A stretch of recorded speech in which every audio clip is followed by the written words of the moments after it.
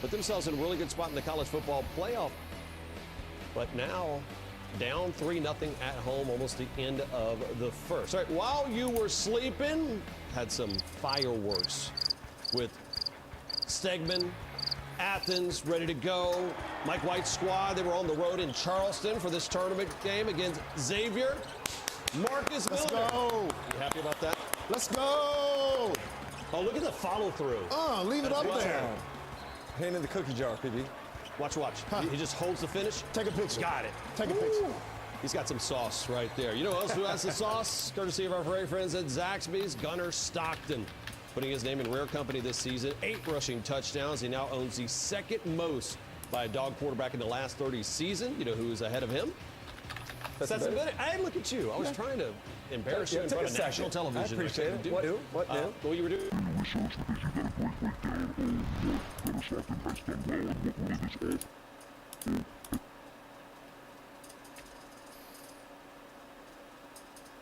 One of the things that having a quarterback that can run the football does is it allows you to have a number count that evens things up. So you're going to see getting the edge right here.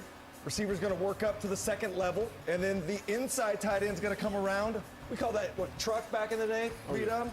And the quarterback keep is going to, watch the sell from, I almost said Stetson Bennett, from Gunnar Stockton, the way that he keeps the football, tucks it, and just straight run. This is nothing more than just power football right here. Let's take a look at the hat on a hat here, hat on a hat here, hat on a hat here, hat on a hat here, and then you utilize the pulling lineman to come up and knock that last defender out of the way.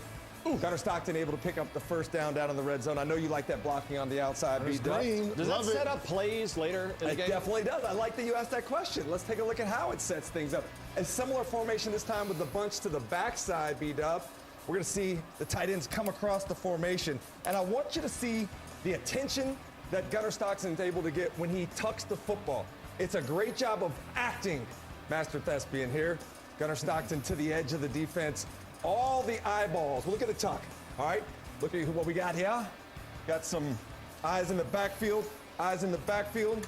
Eyes in the backfield. You know who they forget about? They forget about Lawson Lucky to the back of the end zone. Wide open because the threat of the run with Gunnar Stockton tucking the football the way that he did. Easy touchdown for the Bulldogs there in that fourth quarter. And then finally, I love the ability to get on the edge and put pressure on the defense. You don't know if he's going to throw the football or whether he's going to run the football. So let's throw the motion across in real quick. I'm going to pause it right here. Then we're going to get the tight end. Oh, let me give you a little bit more. All right, here we go.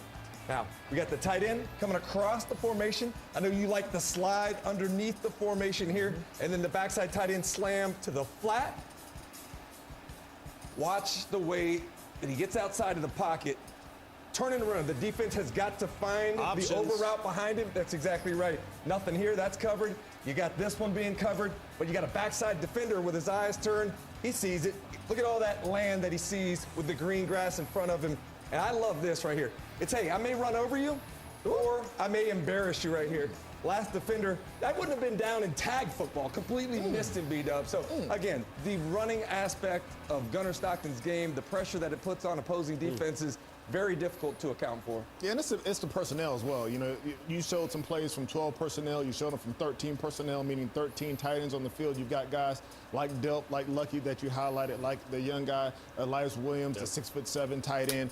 Georgia continues to have multiple players that can do multiple things. You throw in, you know, a London Humphreys, or you throw in a Dylan Bell. Noah Thomas. I love the way Zachary Branch. I love the way Coach Bobo sequences plays off of the play action to get those big type of touchdowns, playing into the proclivities of the defense to overemphasize one player.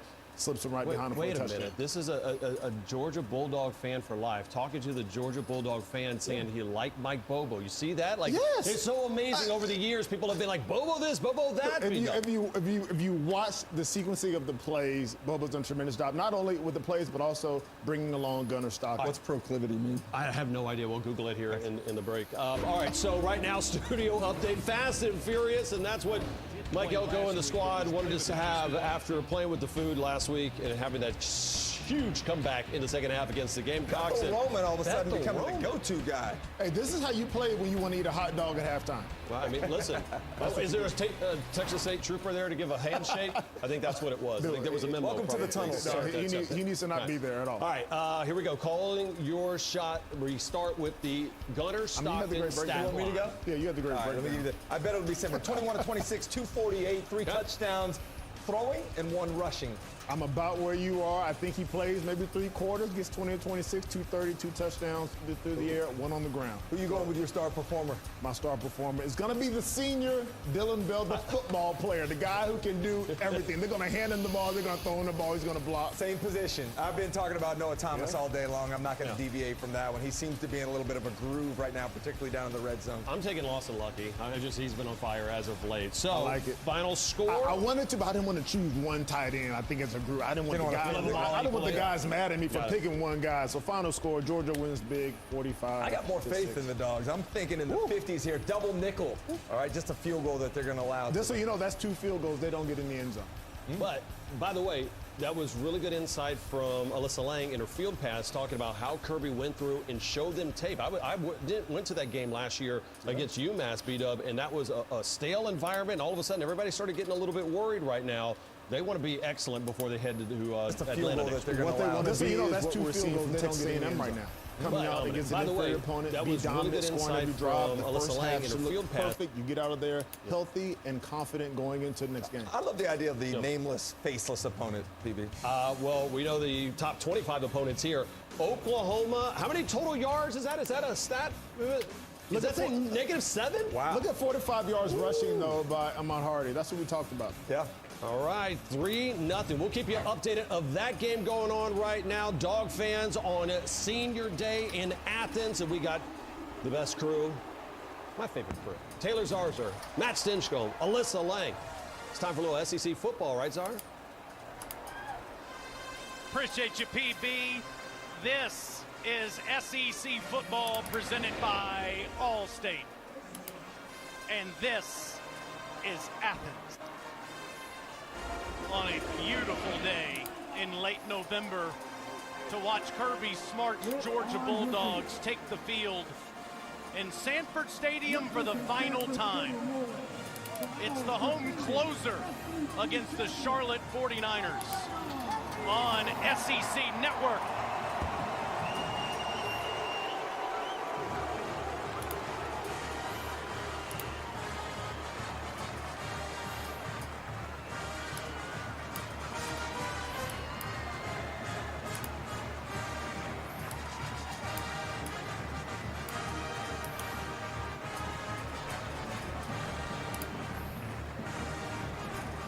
On this Saturday before Thanksgiving, I'm grateful to be with one of the greatest Georgia Bulldogs ever, Matt Stinchcomb. I'm Taylor Zarzour. Alyssa Lang is on the field. You'll see her in just a second. Stinch, your alma mater, was fighting tooth and nail to win these games all season until the last 2 weeks. Blew out Mississippi State in Starkville and whipped Texas on this field last Saturday. What changed? Why are they playing their best football now? Well, I think a lot of it is coming into this season, it's a young football team. A lot of new faces, pieces that need to fit together better, and now they are. Part of it's depth, but part of it's experience. And the only way that you can get that is by playing games the back half of the season. Georgia's probably playing the best football it's seen all year. You are what they call a DGD. So is Gunner Stockton, and that guy is playing at a Heisman Trophy level right now. Absolutely. I mean, he's kind of foisted himself into that conversation. In fact, we'll make a pretty strong case he should probably be at the top of that list as far as Heisman contenders. The way that he's performed, and it's not just season long, but how he's performed in the biggest moments versus the toughest teams, ranked opponents, where Gunner Stockton has really emerged as the playmaker and leader of this offense. It's been evident throughout the season, but none more so in those clutch moments, the most needed moments, where that quarterback for Georgia has really stepped up and answered the bell. Charlotte won the toss and deferred, so Gunner and the Dogs will receive the kick. First, we go to the field in the great Alyssa Lang. Yeah, Taylor, when it comes to motivating this Georgia team for this game today, Kirby Smart told us that earlier this week, a staffer pulled video from some previous Georgia teams, that 2021 game, when that team was up 49-0 at halftime on Charleston Southern. Then fast forward to last year, the 2024 team was in what Kirby Smart called a battle against UMass in the third quarter. It was 31-21 at one point during that game. The question was issued to this team: what kind of team do you want to be? What sort of program, what sort of statement do you want to make in a game like this? We talked to some of the senior leaders yesterday. KJ Bolden, Gunnar Stockton, a huge part of the leadership for this team, who said they understand there's an opportunity to get some of those younger guys who will be instrumental in a playoff run this year onto the field, but only if they take care of business first. And there is Tim Albin in his first year after all the success he had with Ohio, those 10-win seasons and going to the MAC championship game, winning it last year, starting over for the 49ers of Charlotte. We'll tell you about the history of their program in just a moment. I don't want any more trash talk from great golfers that played here like Kevin Kisner about my jacket. It is too hot. I agree. It's almost 80 degrees here late in November, so the jacket just came off here in short sleeve weather with the 49ers and the Dogs here between the edges. One last time in Sanford this season. And the aforementioned Gunnar Stockton gets the ball at the 25-yard line. Tiger, Georgia native. Kirby Smart said to us yesterday, Stench, he is a really, really good leader. He enjoys being in school here, and the young team that we have truly looks up to him. And it's been evident the way the guys played around him. Really kind of showed up in that SEC championship game last year when they came out of the locker room with number 14 as the starter. Empty backfield on the first play with 5 options out wide, including Lucky there in motion. And a quick ball that's caught at the 30, and Cash Jones spins a couple of times and has a first down. There are a bunch of people whose favorite player wears number 32, including the offensive coordinator, Mike Bobo. Well, I think the offensive coordinator appreciates all the different things that Cash Jones is capable of doing. And to see him out there as a starter, I think it says a lot. Obviously here, the last game, last rattle out of the trap, at least regular season game here in Sanford Stadium. It's Lucky in the backfield there. And a turnaround, Dylan Bell gets the ball. And Dylan will go forward for a couple of yards. Dylan, a wide receiver by trade, but carried the ball a lot throughout his Georgia career. Kind of a do a little bit of everything, Swiss Army knife kind of a player. You see, trying to get some touches to the guys that have been in this program a lot already, right? You've got a couple of seniors getting the ball early. That's Dwight Phillips that's in the backfield now. And Gunnar will swing it out to him. And Dwight is tackled in the backfield by Travion McGee. Iowa State transfer. That's a loss of 6. And it'll be 3rd and long for Georgia. It was a great job by McGee. Beat the block of Dylan Bell. Got upfield right now. Charlotte, they've been committed already in this game. They really only have those 3 rushers, 3 bigs along the line of scrimmage. Playing a lot of defenders in space early. It's Cash Jones back there on 3rd and 12 with Stockton clapping his hands.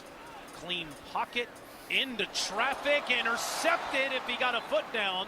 No. Jaquarius Conley did catch that ball, but was out of bounds as Stockton threw it into traffic. Put it up high that time, and Landon Humphreys just could not come down with it. Georgia lucky that was not an early turnover. Got some new faces out there, obviously. And Tim Albin, the head coach for Charlotte, has got to be pleased with this early stop for his defense. Georgia had scored 7 opening drives this year, Stench. Brett Thorson's one of the best in the world. And puts that, landing it at the 8, and it goes in the end zone over Derek Ely's head. And the 49ers will get it at the 20. Grayson Loftus, the transfer from Duke, is in to play quarterback for the 49ers. Connor Harrell tore his ACL the 4th game of the season. He was a starter. Loftus has been out there since, and it has been a struggle for the 49ers. 1-9 on the season, in large part, Stinch, because this offense has just not been able to get going. Well, they haven't been able to get a solid and consistent offensive front, but Mason Bowers back in the lineup at right guard to start this game. It's Jariel Cobb, and he'll run right at Glenn Schumann's defense. No C.J. Allen, no Kyron Jones, no Jordan Hall, who's been out for a while. Still have that guy, Kristen Miller, who's really emerged. He's had to in the middle of the defensive front for Georgia because of that kind of revolving door, guys that have not been able to stay out there. Jordan Hall, who's battled injuries throughout his time here at Georgia, now out. And no, of course, C.J. Allen at linebacker today for Georgia. On 2nd and 7, Loftus moves the pocket. Good ball, caught up at the 26 by Javen Nicholas. Ja'Cory Thomas immediately tackles Nicholas. With back-to-back games with 2 touchdowns this season, he sets up a 3rd and short. Nicholas is probably the top weapon for Charlotte out wide. He's a guy they're going to try to get touches to early and often. Had the transfer from South Carolina, Jaden McGowan, not available due to injury. So Nicholas has had to really step up. Obviously, the 3rd downs, such a challenge. Be interesting to see if the crowd has any impact in this game with an early kick. It's good in the lower bowl here today for that epic win against Texas last week. 3rd and 3, and they'll run it. And it is Joey Burns III, who has no place to go, swarmed by dog defenders. Well, one of the things about the Georgia defense, and this has been documented, observed by many, is where are the sacks, the negative yardage plays. The truth is that they do a really good job of holding the point and squeezing those gaps. There's really not a lot of rushing lanes, but they're not getting upfield in that run game. Basically, effectively is you're going to get to the line of scrimmage and not much further.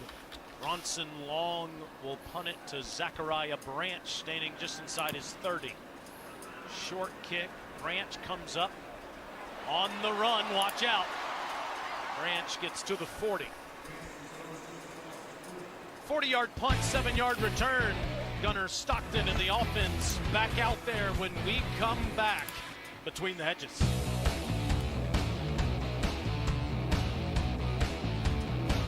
What you doing, Zach? My T-Mobile home internet is so good. I wish I could tell the whole world. Zach, go right ahead. T-Mobile's got home internet. T-Mobile's got home internet! It's just $35 a month, guaranteed for 5 years. I'm switching! Whoa, that's 2! T-Mobile's got home internet, just $35 a month, and it's guaranteed for 5 years. The only thing better than Thanksgiving is deep-fried Thanksgiving. 40% off select Stanley this Christmas at Academy. Gatorade has the #1 proven electrolyte blend, designed to hydrate better than water, made to rehydrate, replenish, and refuel, so you can lose more sweat and run the game. Gatorade, is it in you? Bull Trapper Beefs. Energy emergency.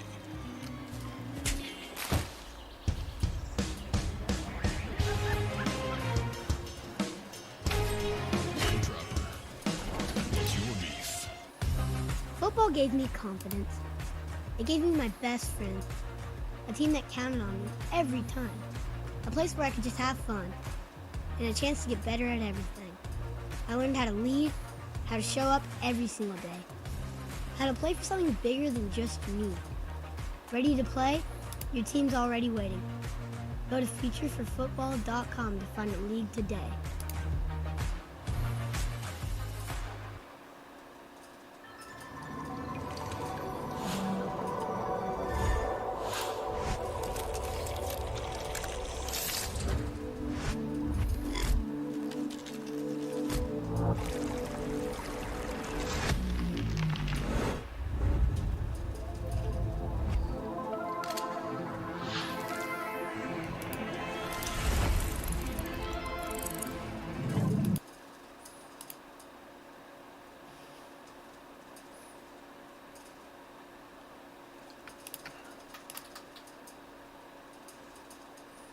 Wayfair now, month long big deals. Yeah, these are steals. 80% less money spent. You can't go wrong. Check out the song. Free shipping while Wayfair is home. With the season.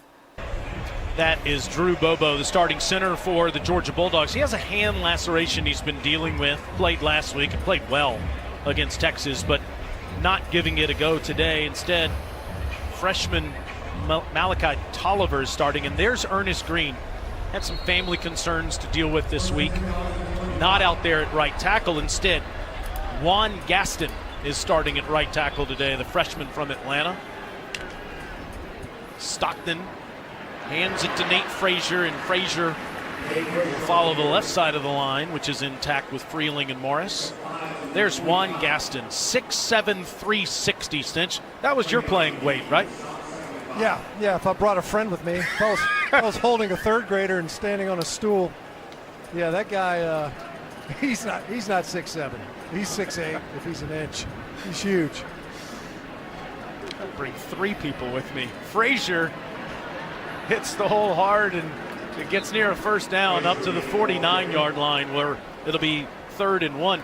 But Georgia started 6 different offensive line units in the first 6 games. They've had the regular unit out there the last 4 games, and certainly expect on Friday when they go to Atlanta to play Georgia Tech, they'll have those starters again. Yes, I mean, some of this is precautionary. As you mentioned, Drew Bobo did play last week, but new center in there on a 3rd and short. Center quarterback exchange important. And Stockton keeps it on a good exchange from Tolliver, a redshirt freshman from Cartersville, doing a good job with that push forward to get Stockton the first. It seems like a simple play. Let me just tell you, there's a lot of times that ball ends up on the dirt. It's just not easy. You're all geared up. You know it's a sneak. You got to get push. It's a good execution that time. Right there in the center. Clean exchange and the yardage needed to convert. First down for the Dogs, and Frazier's hit immediately right at the point. Reed Williford has been a great tackler all year. He had 17 of them against Army recently. Senior from Franklin, Tennessee. Great job by Williford, getting downhill quickly. Think about the run game for Georgia. There's not many teams that are running it that will stick with the ground game as consistently as this offense will. 2nd and 9, sticking with it. Frazier finds some running room, and it's tackled near the 45 by Jaquarius Conley. And here comes another 3rd down. Well, you see, that's a play that Georgia loves, that pin and pull. You're able to create angles right at the point of attack, something they do better than most. That's a heck of a play by Jaquarius Conley coming up from his safety spot to make that tackle on Nate Frazier to force this 3rd down. It was cleanly blocked. You don't have anybody for the safety. It had to be him. Good space tackle. Can Georgia execute on their 2nd, 3rd down of the day? Swing it out, and there's a good ball to Branch, and Zachariah has a first down. Zachariah into 49ers territory. That's his 60th catch of the year. The next closest is Colby Young with 23. When we talk about the running backs for Georgia, and incidentally, we will not likely see Chauncey Bowens today, but Zachariah Branch may as well be a running back on a lot of these throws along the line of scrimmage. 60 catches, a lot of them are extended handoffs. Yeah, line of scrimmage balls. There's 14 yards there. Phillips doesn't have much place to go, and 49er defense is impressive here early. Randy Franklin is the first man to Dwight, the sophomore from Mableton.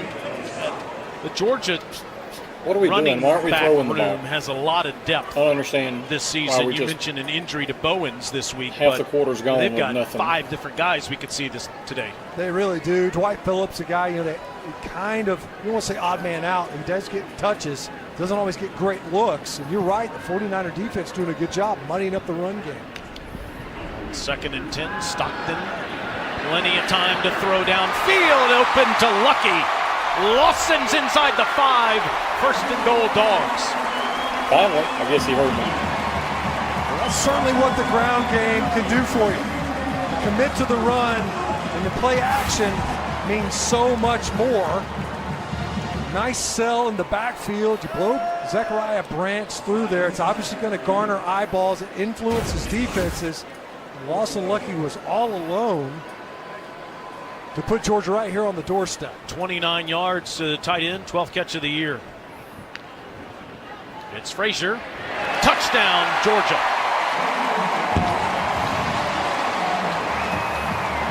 Let's go. 4th rushing touchdown of the season for the sophomore from Compton, California.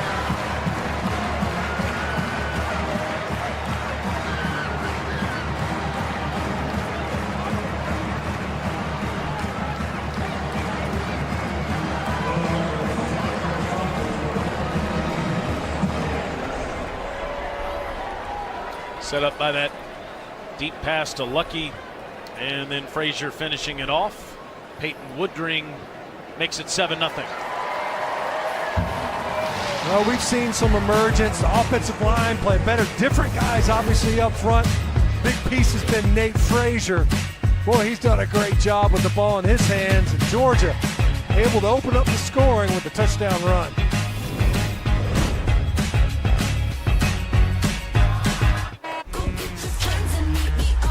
Formula One is not following the script. It's lights out and away we go.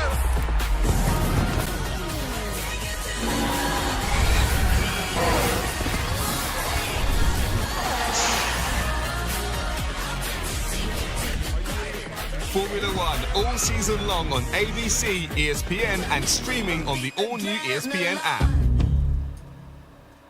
In the South, it's not just the story that you tell, it's how you tell it. It's got to be authentic and real. What do you see? How do you feel? And who are the characters? They're your best players. You knew the stakes. This was more than a game. This was history. And having the storybook ending is always special. SEC legends, all in one place. Let me tell you a story. The NBA on ESPN is happening now. We don't know who's going to catch fire or who will shock the world, but we do know that for opening week, Christmas, finals, and everywhere in between, there's one place to call home. Stop playing with me.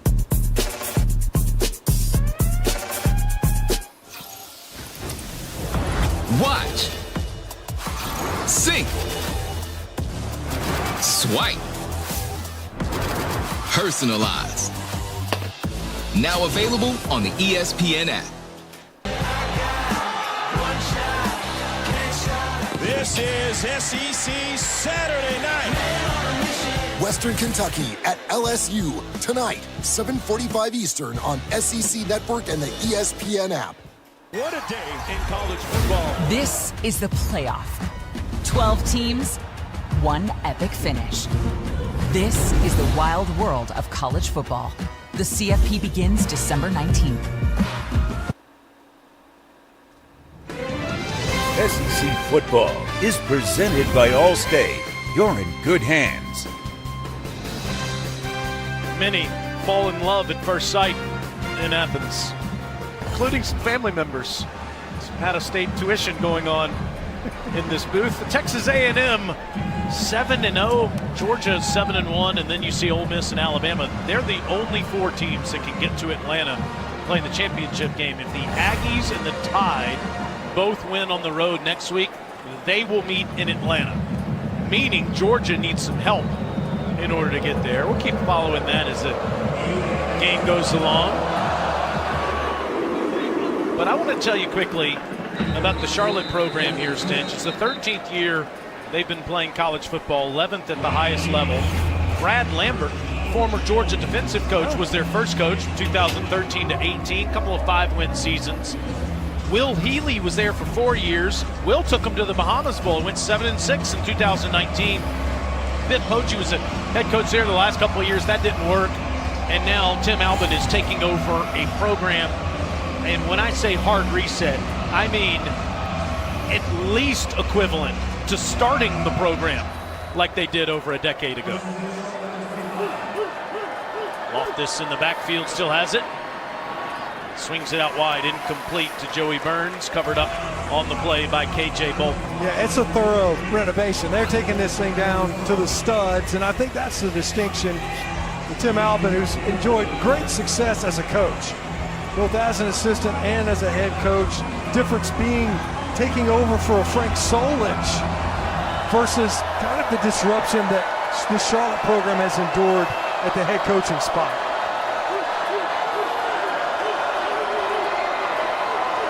On 2nd and 10, Georgia brings pressure. Jariel Cobb gets a yard. Alvin has started 17 players that have started for the first time in a college football game. By that, you might have 5 of those guys that are new players to college football. 17? Yeah. Wow. And losing intended starters due to injury. Guys that they'll get back a season from now, but it definitely has been a struggle from a personnel standpoint. We came into that program knowing it was going to be an uphill climb. It's gotten even more difficult due to that injury circumstance. On 3rd and 9, Loftus incomplete, throwing behind Sean Brown. Brown covered by Dalen Everett, and it's another 3 and out. You see early, we mentioned Javen Nicholas and Sean Brown. Those are the two. And when Georgia's winning early downs, forcing the third and obvious throw scenarios is just so challenging. It's a defense that can win with their pass rush skill. They can win with their pass rush scheme. You don't want to make it one-dimensional offensively if you can help it. Long 40-yard punt the first time. This one about the same distance. Branch fields it. Zachariah tackled again at the 40. 42 yards this time with an 8-yard return. Dogs on top and with the football on Senior Day.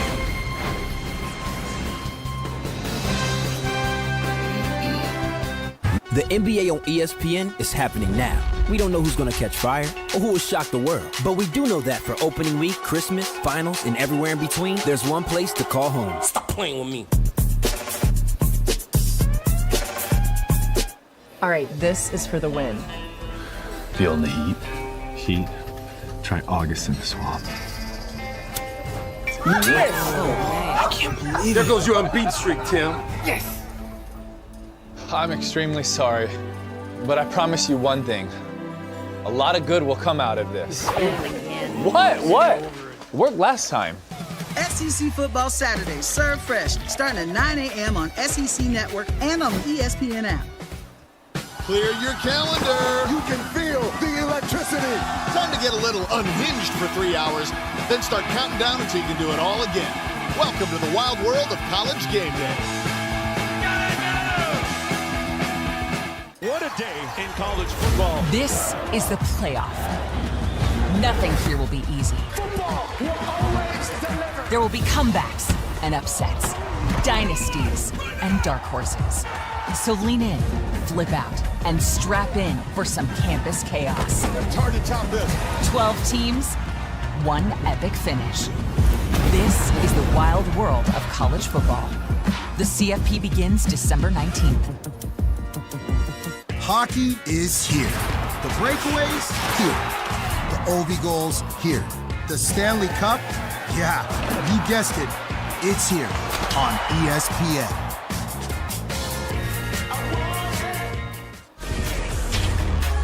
Formula One is not following the script. Formula One all season long on ABC, ESPN, and streaming on the all-new ESPN app. This is SEC Saturday night. Western Kentucky at LSU tonight, 7:45 Eastern on SEC Network and the ESPN app. Welcome to the greatest show on earth. Oh, yes, sir. The ball is already rolling now for this new season.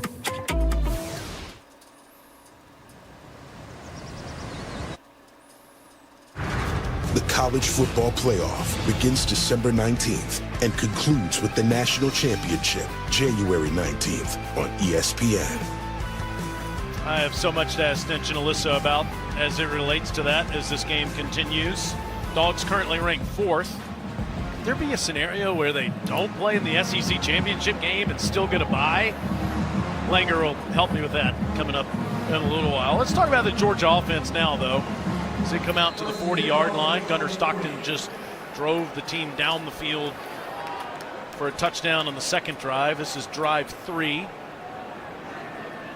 Nate Frazier about 8 yards behind Gunnar on this 1st and 10 from their own 40. Fake to Nate. Gunnar out route. Flags down. Branch with another catch. Into Charlotte territory. Let's see what this flag is about, though, as we check in with our referee, Jason Autry. Very used to this crew. Holding.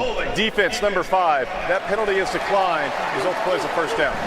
17-yard catch stands. And you can see, Georgia loads up early, max protection to make sure you got a nice clean pocket to operate from. And you see the hold there. You just got to make sure so much speed with Branch and the open field quickness, right? So you got to make sure he doesn't get behind you. It's worth the hold, and obviously Georgia able to get the completion regardless. Very quickly into 49er territory.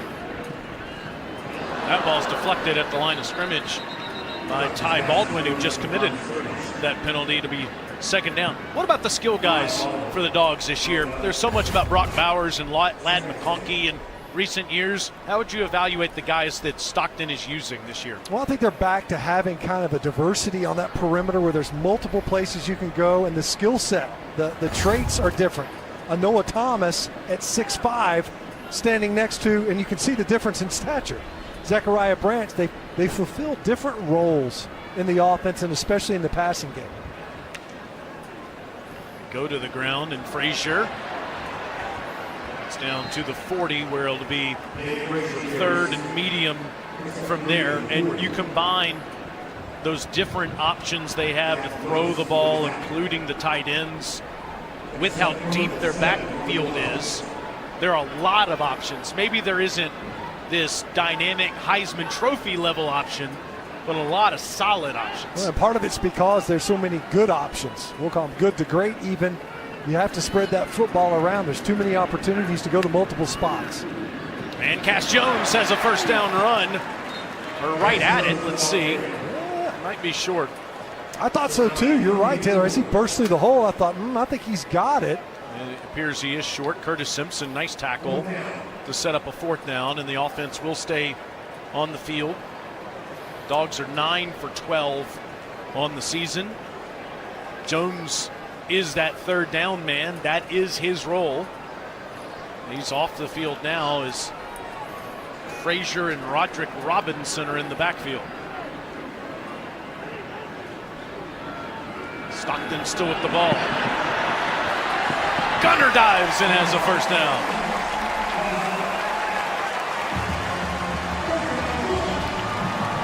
That's an element that he has. We've talked about it all season long, really. The mobility that Georgia has at quarterback, something they lacked the previous 2 seasons.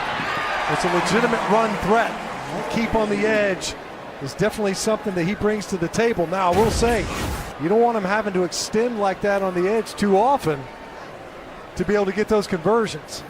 Yeah, you would rather him not do it, but you love that he does do it. That's a good way to put it.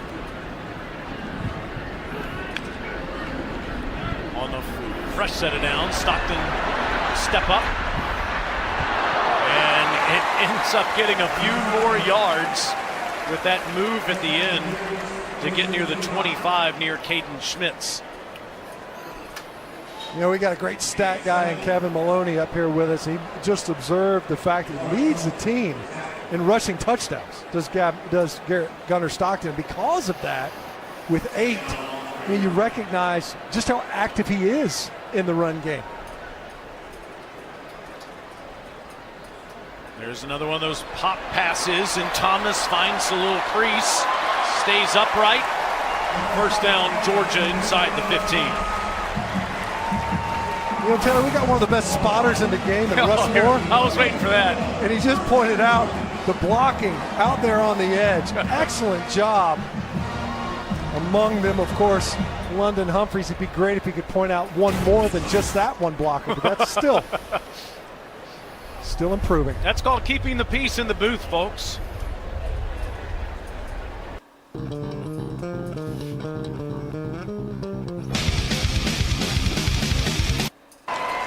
inside the 10, down to the 7, where Schmitz makes another tackle. But look at, to your point about all the options, just think about all the people who have already touched the football in this game on offense. Just spreading the football around, and that was one of the things, the unselfishness that exists on this team. And it's not often. You've got a lot of high capacity, high capability, a lot of alphas. Not easy to spread the football around, but 5 different rushers, 5 different wide receivers already touching the football. On 2nd and 4, Frazier already with 1 rushing touchdown. He has 2.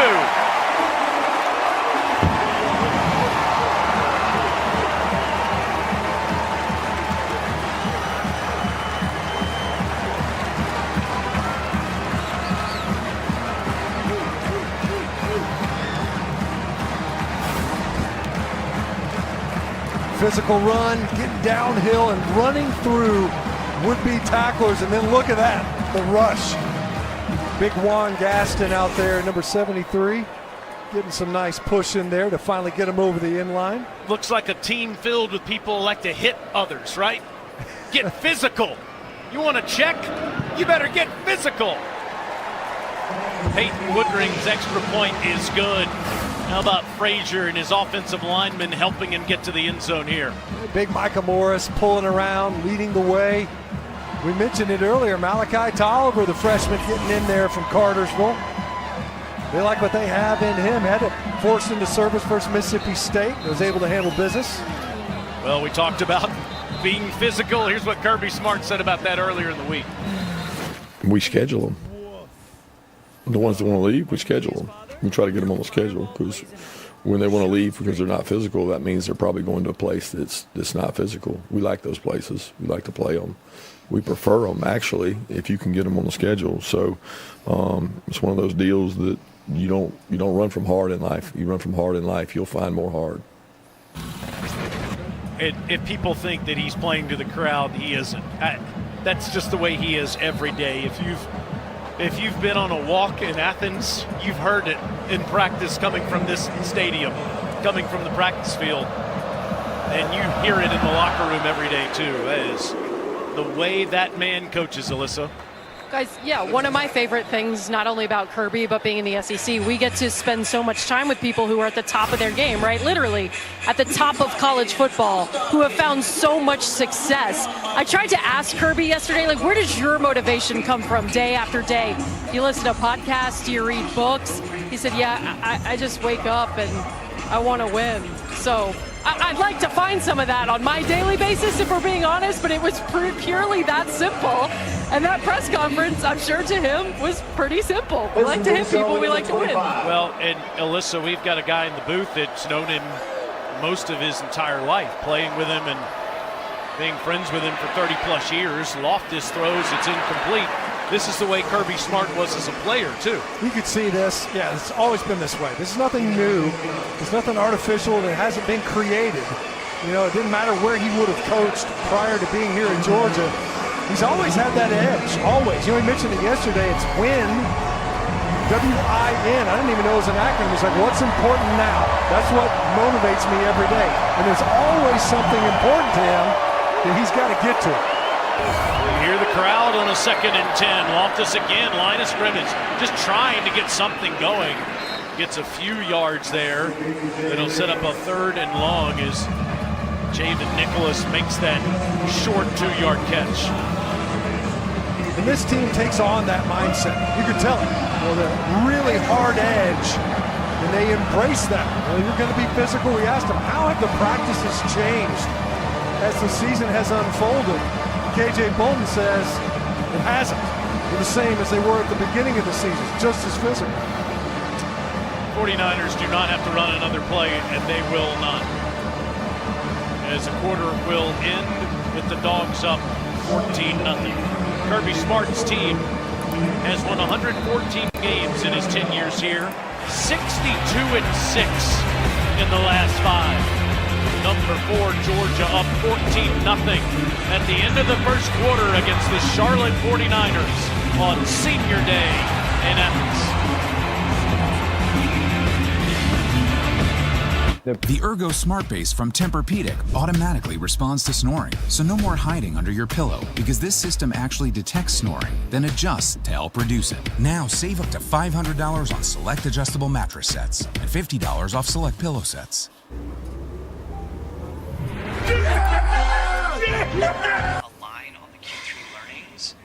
Hey, welcome back to what should be a thrilling second half. Plan your commute around this dreary Monday morning. Absolutely electric tonight. Wait! Wait, wait, wait! Go, go, go! Yeah!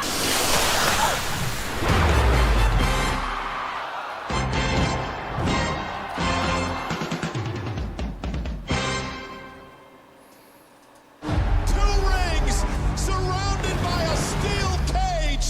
You want to play games? We're going to play games. This is going to be a war. Stream Survivor Series War Games November 29th on the ESPN app with the ESPN Unlimited plan. Hockey is here. The breakaways, here. The beards, here. The deets, the backhands, the Ovi goals, all here. Comebacks are here. Bucci is here. Barn burners, thousands of them. Trade alerting, here. The fans, here. The Stanley Cup, yeah, you guessed it. It's here on ESPN. The NBA on ESPN is happening now, and we don't know who's gonna catch fire or who will shock the world. We don't know which bucket will break hearts. What'll go down in the rumor mill or inside the NBA. We don't know who's turning up courtside or when we'll hear a. But we do know that for opening week, Christmas, finals, and everywhere in between, there's one place to call home. Stop playing with me.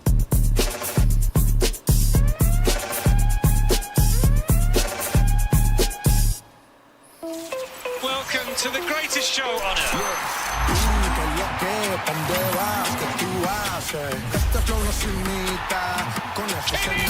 He's running right here. Oh, yes, sir. It is all quite astonishing.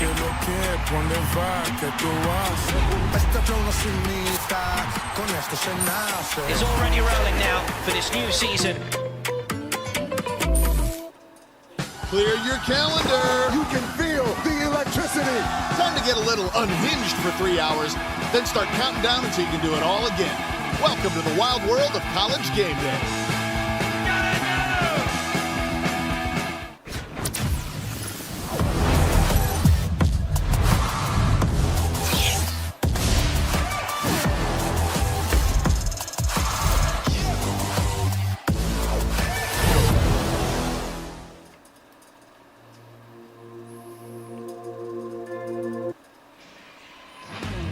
You're watching the SEC on ESPN. Athens on a hot November Saturday before Thanksgiving, and the Dogs in their final home game in Sanford Stadium lead Charlotte 14-0. 49ers have a 3rd and 8 to start the second.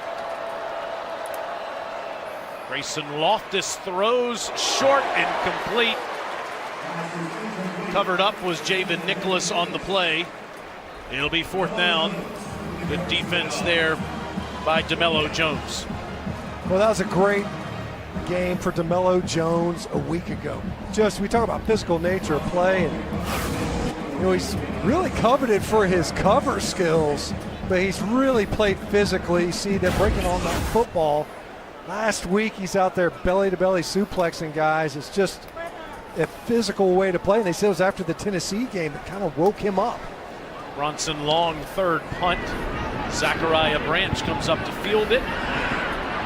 Branch, midfield. And down at Charlotte's 40. Studio update time with Peter Burns. Well, that was fun to watch Branch do that. Fun to watch this if you're an Oklahoma fan. Offense was sputtering until Isaiah Satania gets the dart from John Mateer. His mom is a track athlete. You're not catching that young man. 7-3. Sooners retake the lead right before half.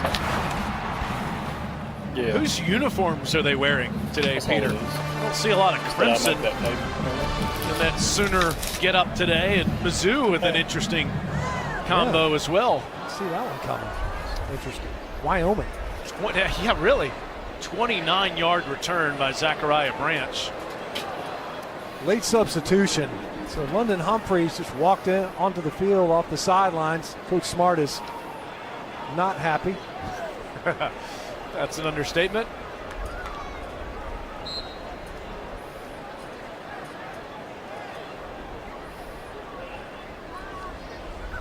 And Phillips, Dwight inside the 35, gets down to the 32. Kirby was yelling at the other coaches on the sideline as much as he was anyone else with that late substitution.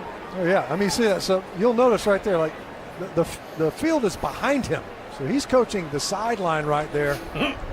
He's not pleased even the fact that they were all out in the white. Yeah. You saw, a week ago, I think it was, Sean Payton gets trucked by the side judge. Says he was in the side judge's space.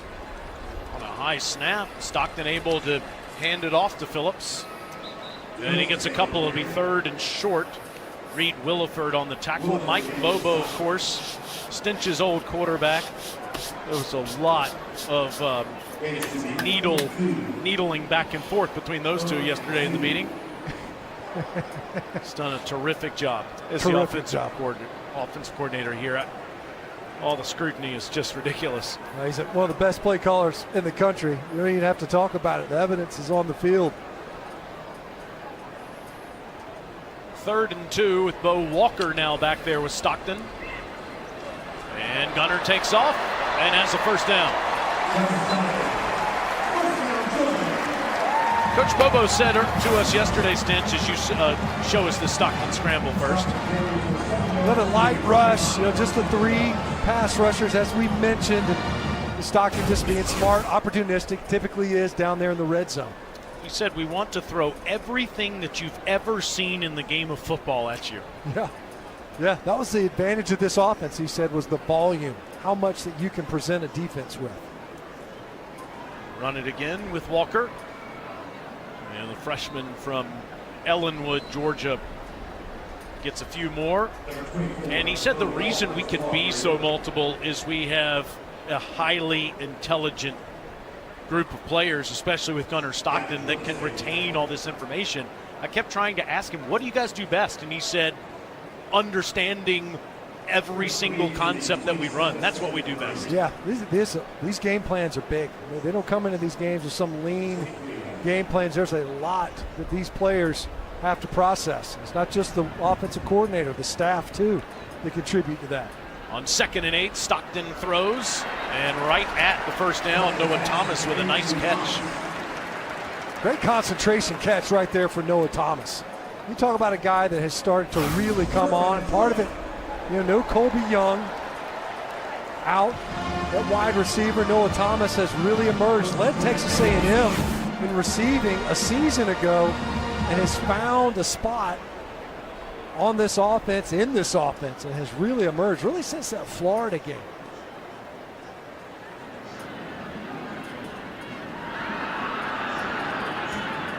And on a first down run, it's Walker.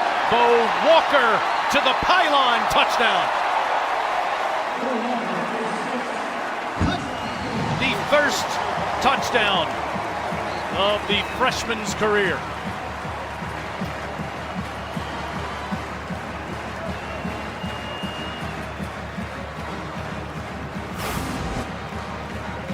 Well blocked, and look at this. Malachi Tolliver pulling out from his center spot. Really didn't even have to engage with a whole lot of folks. Great job on the play side. Dontrell Glover, another true freshman. He substituted in the middle of that series. Juan Gaston came out, Dontrell Glover came in. These guys literally rotating, not just possession by possession at left guard. Really well blocked up front. Woodring makes it 21-0. Gunner Stockton is 7 of 9 passing. And Bo Walker, the freshman from Ellenwood, with the 3rd rushing touchdown of the game. 21-0.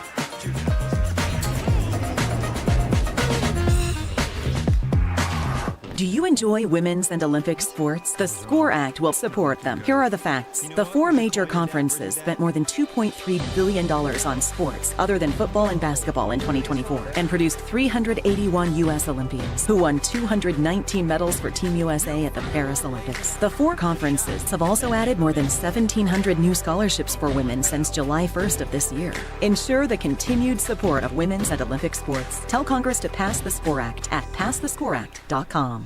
Since Domino's specialty pizzas are just $9.99 when you mix and match, You don't have to hold out for just one day a year to treat yourself. Oh, jeez. We're talking the pizza. Treat yourself. The extravaganza? Treat yourself. Ooh, can I just... The new spicy chicken bacon ranch pizza. Come on. Please? Treat yourself. Yes! Every day of the year! Can I please have my pizza? Yes. Treat yourself to medium specialty pizzas for just $9.99 each. Only at Dom. Minnows. All right, this is for the win. Feeling the heat? Heat. Try August in the swamp. I can't believe There goes your unbeaten streak, Tim. Yes. I'm extremely sorry, but I promise you one thing. A lot of good will come out of this. What? Worked last time. SEC Football Saturdays, served fresh, starting at 9 a.m. on SEC Network and on the ESPN app. The NBA on ESPN is happening now, and we don't know who's going to catch fire or who will shock the world. We don't know which bucket will break hearts. What'll go down in the rumor mill or inside the NBA. We don't know who's turning up courtside or when we'll hear a. But we do know that for opening week, Christmas, finals, and everywhere in between, there's one place to call home. Stop playing with me.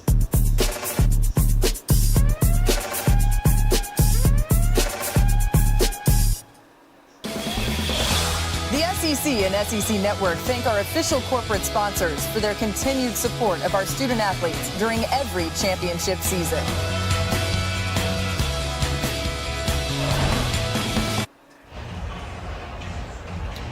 Georgia trailed early and/or late in 7 of their 8 SEC games this year and went 6-1 in those games. Only lost, they shut out Alabama in the second half. And then, of course, the last couple of weeks blew out Mississippi State, a much better Mississippi State team this year in Starkville, and beat Texas here last week. Especially looked impressive in the second half. And up 21-0 today against Charlotte. There's the Taco Bell Live Más Student Section. Only one student section can claim the title of Live Más Student Section of the Year. Who will take home the trophy this year? You said it in the open, Stinch, that you think that all the young players that are vital to Georgia's success have grown up over the course of the year, and that's why they're now playing their best football. Yeah, I mean, there is no substitute for experience. You have to get in the game. Georgia does a great job of developing players and playing a lot of players. But some of these guys, the volume of their snaps have increased, and some of them are true freshmen that have had to just grow up quickly. Loftus dumps it off underneath, and that'll get 6 yards to Rod Gainey on first down. Chris Cole, nice open field tackle, a sophomore for Salem, Virginia. Excuse me, that's a 1-yard completion. Yeah, because of course touchbacks start at the 25, and that's just 1 yard on first down. Just looking at the longest play they've had today, 4 yards so far on offense.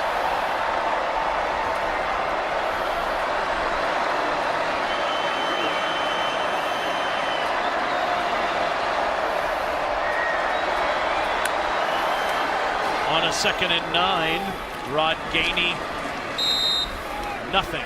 It'll be 3rd and 9, Alyssa. Stinch, you talk about the maturation of this team, and we had a conversation with KJ Bolden yesterday that really illustrated that. You know, last year got significant snaps as a true freshman, playing alongside Malachi Starks, Dan Jackson, those guys really carrying the majority of the leadership, signal calling for this defense. Beginning of the year, KJ had to do a lot of that, and it was a little bit of a shock for him. Being able to balance that, also playing as free as he does, it's something he's really grown into. He said he's significantly more comfortable. Crazy to think a sophomore is truly one of the veteran leaders for this Georgia team. On 3rd and 9, Loftus throws over the middle, and that's a first down. Past the 35, up to the 37 to Javen Nicholas. The 49ers move the chains for 11. Nice job by Charlotte in the protection game. Rush 4, big Gabe Harris rushing inside. He's had a couple of really nice games in the pass rush element of his game. And Charlotte, from a protection standpoint, that time affording Loftus just enough time to get it to Nicholas for their conversion. Christos Fernandez. False start, offense number 74. 5-yard penalty, remains first down. Excuse me, Tyler Gibson there in at right tackle. It's the first penalty that has been enforced in the game.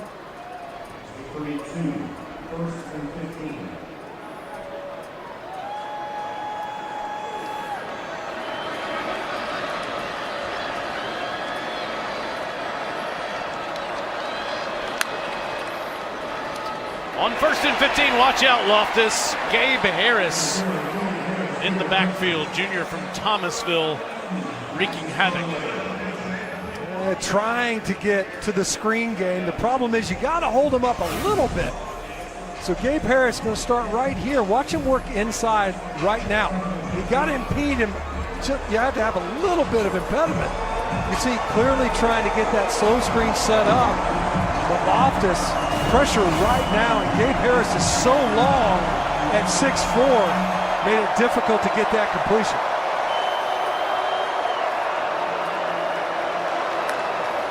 On 3rd and 15, Loftus throws, and it's caught up at the 35-yard line. That's 2nd and 15, excuse me. Javen Nicholas with another catch, with KJ Bolden there to make the stop. Now it's 3rd and long. Yeah, Charlotte has a Gabe Harris problem so far in this game. They're having a hard time handling number 0 as a pass rusher. Out now because Georgia rolls about 9 deep along that defensive front. Fresh set of legs. It's almost unfair for the offensive line guys. They're stuck out there. Meanwhile, the D-line's fresh legging it. 3rd and 12, Loftus lofts it up. Intercepted!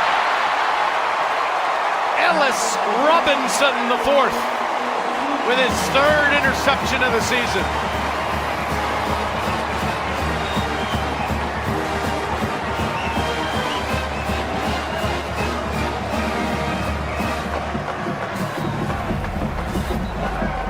It's a nice play by Ellis Robinson. Bust by the receivers. You got 2 receivers in the same area. You see that ball going up. Who you throwing it to? Ends up being a Georgia Bulldog. Hockey is here. The breakaways, here. The Ovi goals, here. The Stanley Cup, yeah, you guessed it. It's here on ESPN. Top to bottom, the best league in the country by far. The SEC.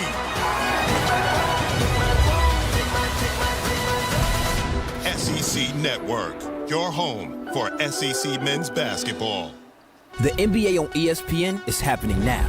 We don't know who's going to catch fire or who will shock the world, but we do know that for opening week, Christmas, finals, and everywhere in between, there's one place to call home. Stop playing with me.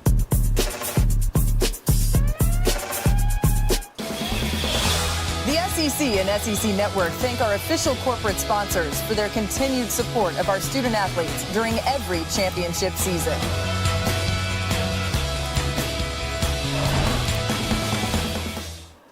Weekdays, SEC Network is your home for SEC football coverage. We're live on Shark Coatings transformed my garage in just one day. It's now fresh, clean, and strong enough to last for years. Transform your space with our lowest prices ever. It's Black Friday pricing all month long. Shark Coatings.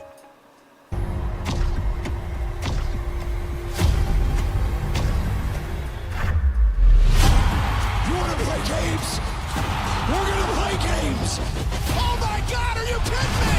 This is going to be a war. Stream Survivor Series War Games November 29th at 7 Eastern on the ESPN app with the ESPN Unlimited plan. Welcome to the greatest show on earth. Oh, yes, sir! The ball is already rolling now for this new season. Blocks, we also got SEC Football, presented by Allstate, is brought to you by T-Mobile 5G Home Internet. I think I saw Believe That. Savage, New Haven, Connecticut's Ellis Robinson, the redshirt freshman. 3 interceptions now on the season. Gunnar Stockton is still out there. For how much longer is a fair question. Lawson Lucky in the backfield. Gunnar Stockton will step up and throw to Lucky. And I think Kirby Smart is happy he did that, because Gunnar could have taken off again. And we've seen him give up his body already several times. Yeah, I'm sure Coach Smart's like, let's be a passer in this one as much as possible. A couple other new faces along the offensive line in the game now. Bo Hughley, who has had to step in and performed admirably at times this year due to injury and availability elsewhere at right tackle. A couple of true freshmen in there. Both guards now with Gaston and Glover, left and right respectively.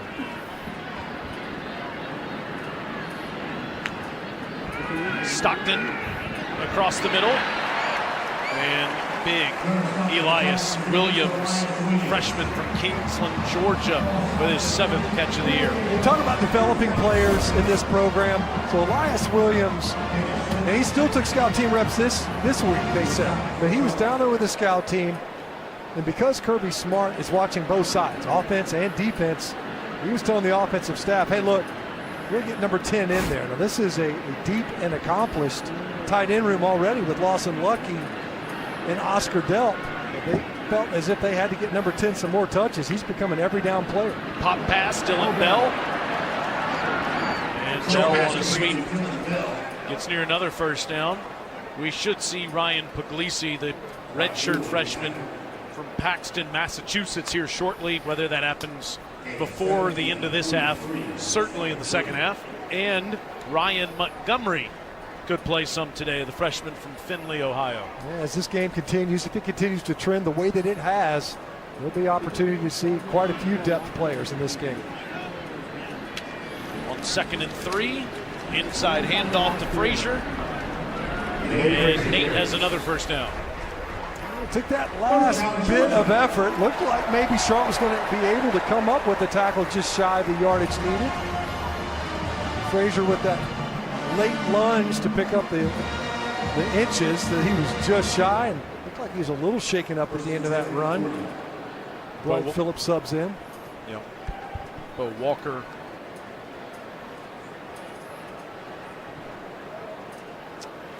is in the backfield now. Next to Stockton with Bell going in motion. Fake to Bo. Gunnar throws underneath instead to him. And a good open field tackle made by Colin Gill. No gain. Nice coverage downfield. We really had 3 receivers out in the route, and then of course Walker's that option to check it down as your outlet. And that time Charlotte did a good job, and they're back in.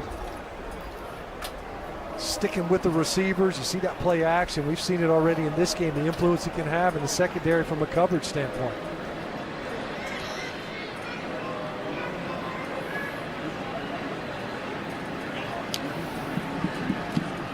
Stockton all day. Steps up and throws. Great ball to Zachariah Branch. 20 more. You mentioned it, Taylor. Protection held up pretty good. And Zachariah Branch, as he sees his quarterback leaving the pocket, really he was just pushing to his left more than anything else. And you mirror that. Continue your route and mirror the direction your quarterback is moving. And I forced Mike Bobo to tell me what concept he likes the most, and he said crossing routes. And there you see Branch, who's just lived on those crossing routes all season. And he has been fearless a number of times this season. 1st and 10, a lot of pre-snap movement. Stockton underneath, and it's caught by Jaden Rettle. And Rettle's near another first, he'll get 9. Watch Riddle. A little run after the catch. Boom. Big shot. Able to run through that would-be tackle and finish that one with authority. It's Gavin Willis who delivered the hit. It's the 9th different person with a catch so far in this game. 2nd and 1. And it's Walker. Walker's untouched. Nate Frazier has 2 touchdowns, so does Bo.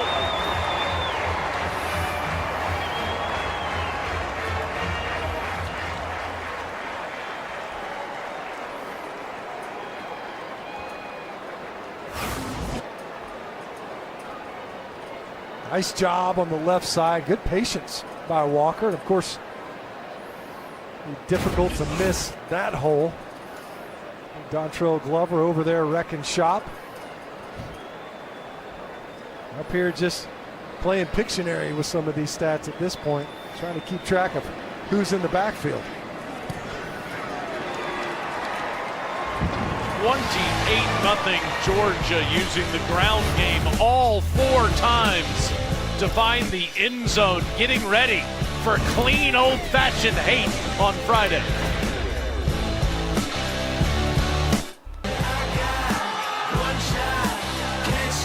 Legendary Death Valley in Baton Rouge, Louisiana.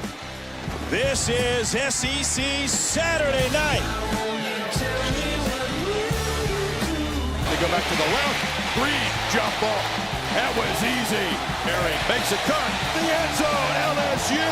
Western Kentucky at LSU tonight, 7:45 Eastern on SEC Network and the ESPN app. The NBA on ESPN is happening now. We don't know who's going to catch fire or who will shock the world, but we do know that for opening week, Christmas, finals, and everywhere in between, there's one place to call home. Stop playing with me.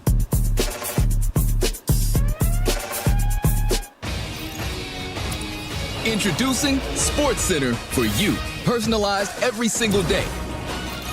Now available on the ESPN app. Powered by your favorites.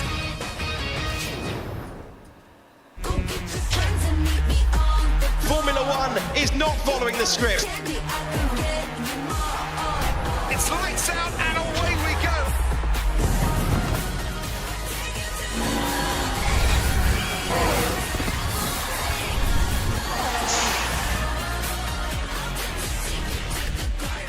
Formula One all season long on ABC, ESPN, and streaming on the all-new ESPN app. Clear your calendar. We got a game that weekend. You can feel the electricity. Go crazy on poster board. Scream at a stranger. Look, it's Peter and someone in normal pants kicking a field goal. That's what I'm excited about. Wait, is that who I think it is?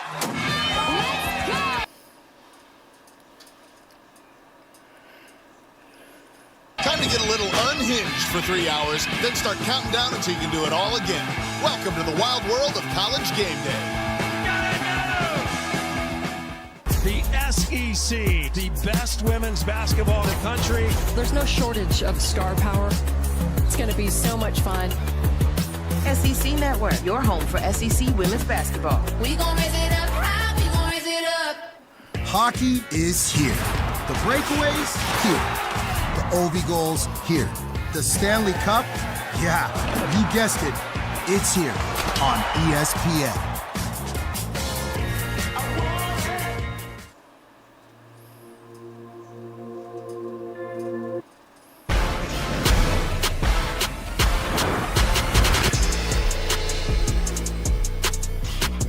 Excited to see that. Coming up this week, and then December the 7th. Ugg is happy. It's a bit warm for him today. Tim Albin's team trails 28-0.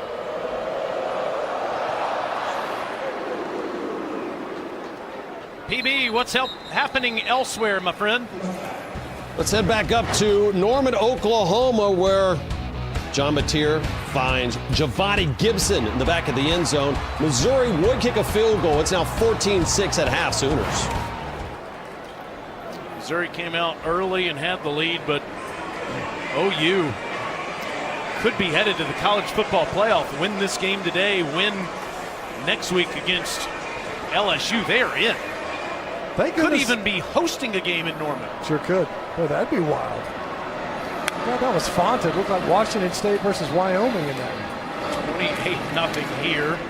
And Rod Gainey doesn't get much. Xavier McLeod on the tackle. There's Glenn Schumann, Javaris Robinson, Kirby Smart, Andrew Thacker, Trey Scott, Dante Williams, all those coaches doing a great job with this dog defense that has more depth, at least I think, this year than they have had the last couple of years. The portal was raided with Georgia's second stringers the last couple of years. 2nd and 9.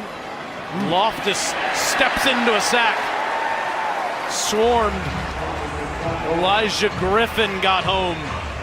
The freshman from Pooler, Georgia. I happen to be watching, so here he is. Watch this. Look out, kid. I mean, that's some nasty power. That's some low-end torque. And you're just hanging on for dear life. Not often you get a true freshman that can play on the line of scrimmage and just out of the box can get it done. Elijah Griffin has had one heck of a freshman campaign. On 3rd and 16, they'll just run it. And Gainey get him a few yards as we go to the 2-minute timeout. Braylon Wilson and Ellis Robinson help forcing another 4th down.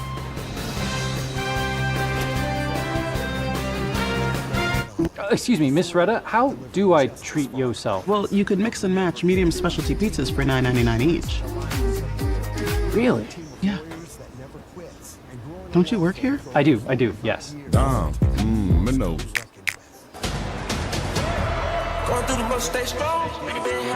You know something special is about to happen? We won.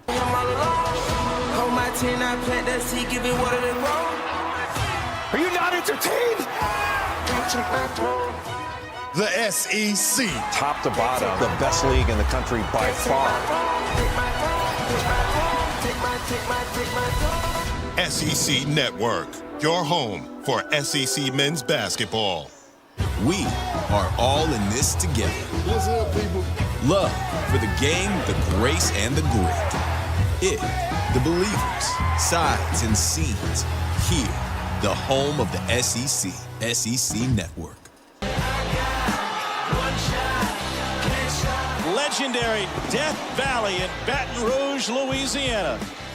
This is SEC Saturday night. They go back to the left. Green jump ball. That was easy. Herring makes a cut. The end zone, LSU. Western Besides, I got Kentucky grapes at to LSU snack on if I want tonight, something. 7:45 Eastern on SEC Network and the ESPN app. The NBA on ESPN is happening now, and we don't know who's going to catch fire or who will shock the world. We don't know which bucket will break hearts.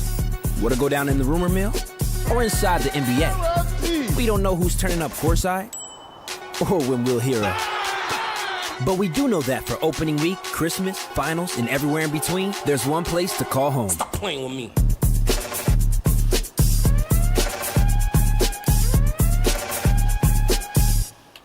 What a day in college football. This is the playoff. Nothing here will be easy. There will be comebacks and upsets, dynasties and dark horses. So lean in, flip out, and strap in for some campus chaos. It's hard to top this. 12 teams, one epic finish. This is the wild world of college football. The CFP begins December 19th. Coming up on the Farmbridge Halftime Report, we'll get you an update of OU and Missouri. Great battle there in Oklahoma. We'll talk about Gunnar Stockton, Marty Smith in a pickup truck. That works out always perfect. B-Dubs, what are you seeing so far? Spreading the ball around a lot. 6 different rushers, 9 different pass catches for this offense. How about Gunnar Stockton, though? Can't say enough about how full control he is of this offense. We will hopefully say more about him at halftime. Yes. Well, look forward to that here in just a couple of minutes, B. All right, another punt for Bronson Long. Zachariah Branch has been busy, had a good return last time. I don't know if I'd kick it near him. Right to him. And he calls fair catch this time, just outside the 25. Just to finish up the thought on Glenn Schumann and the defense, what's your overall assessment of the Dogs' defense this season? Well, I feel like this one's grown as the season's gone as well. End of play. First down, Georgia. Penalty there on the punt. There's so many new faces. You mentioned it earlier. Alyssa, I think, was touching on KJ Bolden as he's over there dapping up one of his true freshmen that they've relied on along the defensive line, Elijah Griffin. Where KJ Bolden, he's the graybeard in the secondary as a true sophomore. Yeah. You went from guys like Malachi Starks and Dan Jackson, who was here when they built the stadium originally, and you have to transition that hard to a lot of new faces. That's not an easy thing to do. And I think the defense certainly has played much better football in the last couple of weeks, especially. And that game versus Texas was a complete performance. Stockton hands to Frazier, and Frazier gets near a first down. In fact, he does. He gets 13 yards. I do think that Dan Jackson is younger than most Vanderbilt Commodores this year, though. Yes. And Kirby's mentioned what Vandy's doing with all these graduate players that they brought in. Vandy and Kentucky play at 3:30 on ESPN today. Vandy's 8-2. There's so many different ways to do it, right? At Georgia, you want to build it really through high school recruiting. But if you're Vanderbilt and you want to get back to the top of college football or get there for the first time, you got to bring in a bunch of transfers. There's Frazier. And Nate straddles the sideline. Yes, you're talking about, when you look at the disparity, age-wise, years in college-wise, this is one of the youngest teams in the Southeastern Conference, and Florida would be another young football team. Then you've got others. You see the 84 underclassmen, unbelievable, freshman and sophomore. The trick now is to not only develop them, but to hang on to them, because as you mentioned, these are high-caliber players. Stockton swings out to Zachariah Branch, and Branch gets past the 40, near the 130 mark. We have two terrific producers we have throughout the season. Adam Coppinger is with us today. Tom Schofield, I am sure, is watching. And Skosen is something earlier this season that speaks to what you're saying about the percentage of young players and how Georgia has one of the youngest rosters in the SEC. Yeah, which bodes well, of course. You're talking about guys that are in your program, understand your culture, that are willing to be physical, earn their way out onto the football field. A lot of them get early playing opportunities.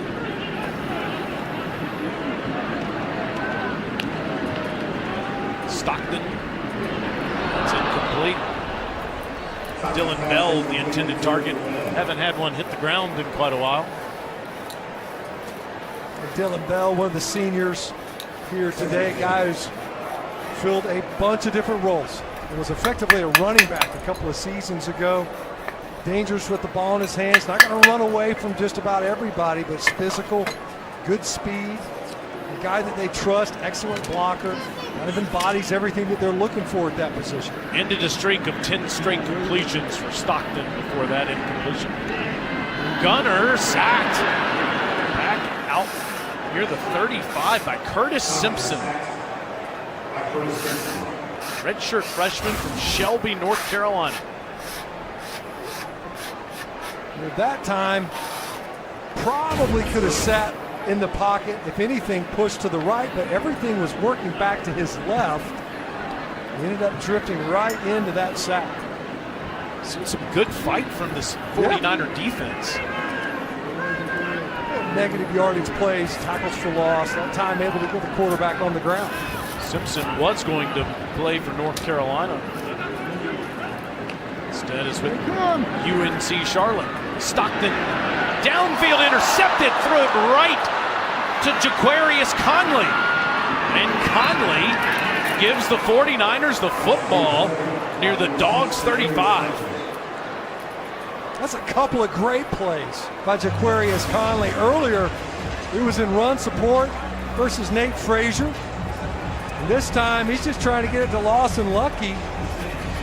That ball's flat. He's running right down the seam. And you can see Conley's underneath that one. Looked almost like he was intending it for Conley. You've only really seen 2 bad interceptions from Gunnar Stockton all season long. Both of them have been here at Sanford Stadium. One was versus Kentucky. Yep. He forced one in, and then there, where you got 3rd and 10 plus, he took a sack, you're just forcing one in there. It's just his 4th overall interception. You're right. You took the words out of my mouth. You have not seen him force the football like that. 49ers put some points on the board before the break. Gainey, he gets him into field goal range down near the 30. KJ Bolden on the tackle. Charlotte does get the ball to start the second half. Hey, reminder, our Week 13 SEC football lineup continues at 4:15 Eastern. South Carolina hosts Coastal Carolina. Then we cap the night with LSU against Western Kentucky at 7:45. Both games right here on the SEC Network and the all-new ESPN app. So Tim Albin's team with a little momentum here. Interception thrown by Stockton. 7-yard run, get him down to the 30. There's one more look for you, Matt, at that Stockton interception. We've seen it a couple of times, so you want to try to protect, right? So you've got a chance. Pocket held up relatively well. That's just not there. That time Stockton wanted to get it to Lucky. And Conley was underneath it all the way. No, he's expecting Lucky to flatten that out, and you see the coaching that he's getting right there before half. And head coach is over there getting in the ear of his quarterback and make good decisions there right before half. On a 2nd down and 3, Loftus gets out of pressure, takes off, 1st down, takes a hit inside the 25. It was Ja'Cory Thomas at the end of the play. Is he giving himself up right there? I guess they're saying he wasn't going into a slide. It was kind of an awkward-looking slide, to say the least. Clearly, the officials felt the same. Charlotte has 2 timeouts left, and the clock is already down to 12 seconds. Really have time for one more play here. Quickly get a timeout. Can't take a sack. All right, now the field goal team could come out. I'm with you, Taylor. There's a chance to at least set and reset and make sure you get an optimal play in there instead. And once again, Elijah Griffin able to win inside out. The pressure Loftus, and you're right, thank goodness he doesn't take that sack. Charlotte sitting there thinking he can't concede that field position. Liam Boyd from Asheville, North Carolina, the UNC transfer. His long on the season is 42 against Appalachian State. This is 42 in Sanford Stadium against Georgia.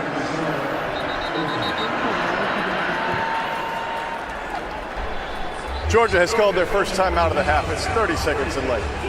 Vistaprint prints everything to get your brand in front of your fans, like t-shirts, water bottles, and totes, so everyone can gift it, work in it, and take it. Whether it's one of a kind or one for your whole team, if you need it, we print it with 20% off for new customers at Vistaprint.com. Coming up at halftime, you can watch the live performance of the Georgia Redcoat Marching Band on SEC Network Plus. Start streaming now on the ESPN app. Bit warm today to wear all that. Should cool off in the next few days as you get ready for Thanksgiving and then get to watch Georgia and Georgia Tech in Atlanta with 2 potential Heisman candidates, Gunnar Stockton and Haynes King. That's a great point. They're 2 very underappreciated Heisman candidates. Big opportunity here for Charlotte to get on the board. See if they can capitalize on that takeaway. Colby Garfield will snap it. Bronson Long holds it, and it hits and goes in for Liam Boyd. And the Niners are on the board, going to the locker room. How about this? A little bank shot. Glances right off of that right upright. And the 49ers able to find something. There at the end, you pop a couple of nice runs and capitalize on the quick change, take away with the interception. Alyssa's with Kirby. Coach, what'd you say to Gunner after that interception? Got to make better decisions. Held the ball too long. It wasn't that play. It was the play before where he took the sack. Never take a sack in 2 minutes. He should know better. What's your plan moving forward for the second half at the quarterback position? We'll keep playing. We got to keep getting better. We got to keep playing. We got to do a good job. So, scores 28-3 or what is it? 8-3. They get the ball first. I think we had the ball first. Didn't do anything with it. So we got to come out and stop them. Thanks, Coach. Thank you both. Now it's Peter Burns back in the studio, here to take us through halftime. All yours, PB. Thank you, Czar. Welcome to the Farm Ridge halftime report. 28-3? 28-3, as we saw that. The 49ers get that last field goal right before half. Benjamin Watson, Chris Doran, I am Peter Burns. Beat up, what'd you see from your squad? Pretty clean. One penalty, held Charlotte to 38 total yards. That one big mistake in the end, the interception. Interceptions, turnovers usually turn into points for another team. Charlotte gets points from the turnover, so not happy about that. But you look at what Georgia has done as far as spreading the ball around. We talked about getting a lot of guys involved. A lot of guys getting some experience offensively, at least for Georgia. Yeah, I thought it was disappointing because it was a pretty well-played half. After that first drive where they ended up having to punt, they got it going offensively, as you talked about, distributing the football. And just as I'm bragging on Gunner Stockton, he throws an interception there, and as Kirby talked about, takes a sack. So always something to be improving upon, but all in all, a pretty good first 30 minutes here. Yeah, outgaining the 49ers 251 to just 38 yards, and a lot of that came on that last drive after the interception. All right, we got other games going on around the SEC right now. Let's go ahead and show you highlights of those. Is OU and Missouri in action, and Tigers looking for their first win in Norman since 1966. Robert Meyer on for the field goal from Mizzou. No, it's blocked. Peyton Bowen.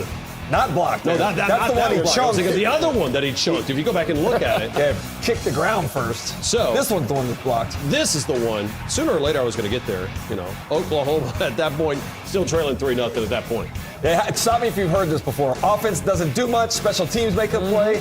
Defense keeps you in the ball game, and then all of a sudden, Satania, like you said earlier, PB, he ain't getting caught from behind. Oklahoma had -7 yards in the first quarter, and then they get that score, and then after that one, 7-3, driving again. Mateer finds Giovanni Gibson for the touchdown. Yeah, a lot of these plays, these wide receivers, the turning point, as we talked about, was that blocked field goal, and then Oklahoma got going offensively. They didn't do much early, but they're kind of hitting their stride right now. 138 yards of total offense for them. That is leverage. With the win, they get 75% chance to get in, according to our All-State playoff predictor. With the loss, it's pretty much all she wrote right now.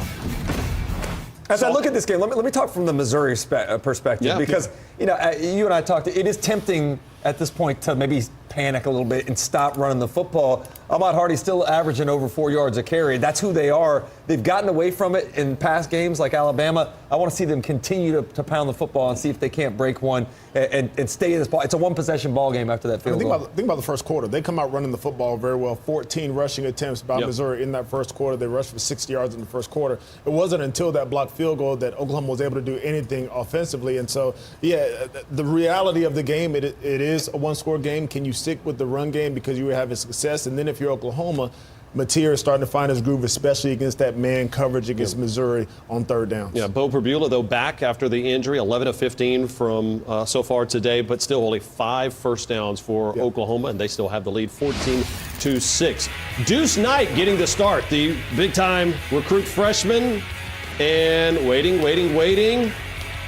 Against Mercer, finds a slot, and that's the reason why they wanted to see him on the field this week. Yeah, I was going to say the start of the Deuce Knight era, but Ashton Daniels will be back next week. So opportunity to show what you can do there, doing it with his legs. All about having options right now. 7-0, and boy, Bulldogs starting to run the ball extremely well. One of their rushing touchdowns, 28-3 over the 49ers at the break.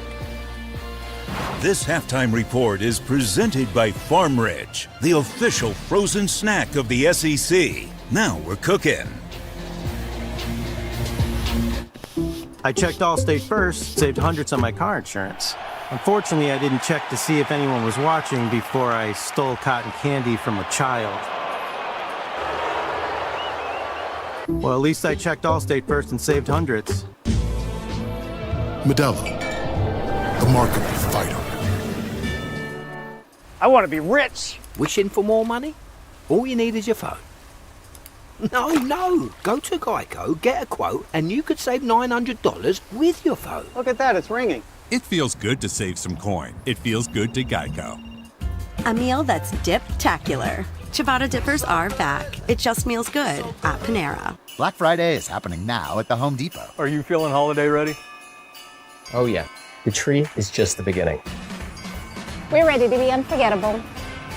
Get the decor that makes the holidays yours this Black Friday at the Home Depot. The delicious taste of crisp fall apples in Juice Farm. Move over, pumpkin spice. Simply, say yes to simple. Walmart's top brand gifts surprised every last who. Walmart has Tony's? And Nespresso? Even Apple? Who knew? Ooh la la. Okay, Blazer. If you keep making that face, it's going to stay like that. I'm trying to get my own car insurance. USAA. Grandpa was in the military. He shared membership with your mom so she could share with you. Easy. USAA. Check if you're eligible today.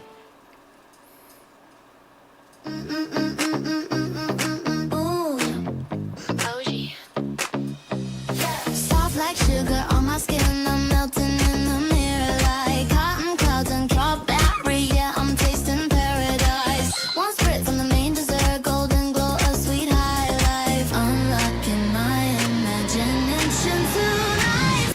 That's bougie. Yum. Sephora. The best fragrances are here. One sheet of Bounty versus one sheet of the competitive brand. Bounty's durable diamond texture is thicker and holds up better to your toughest messes, even when wet. Get more done with one. Bounty, the quicker picker-upper. Welcome back to the Farm Ridge Halftime Report. Peter Burns, Benjamin Watson, Chris Doring. A&M hosting Sanford. How were the Aggies going to bounce back after just an atrocious first half against South Carolina? Well, they'd answer awfully quickly.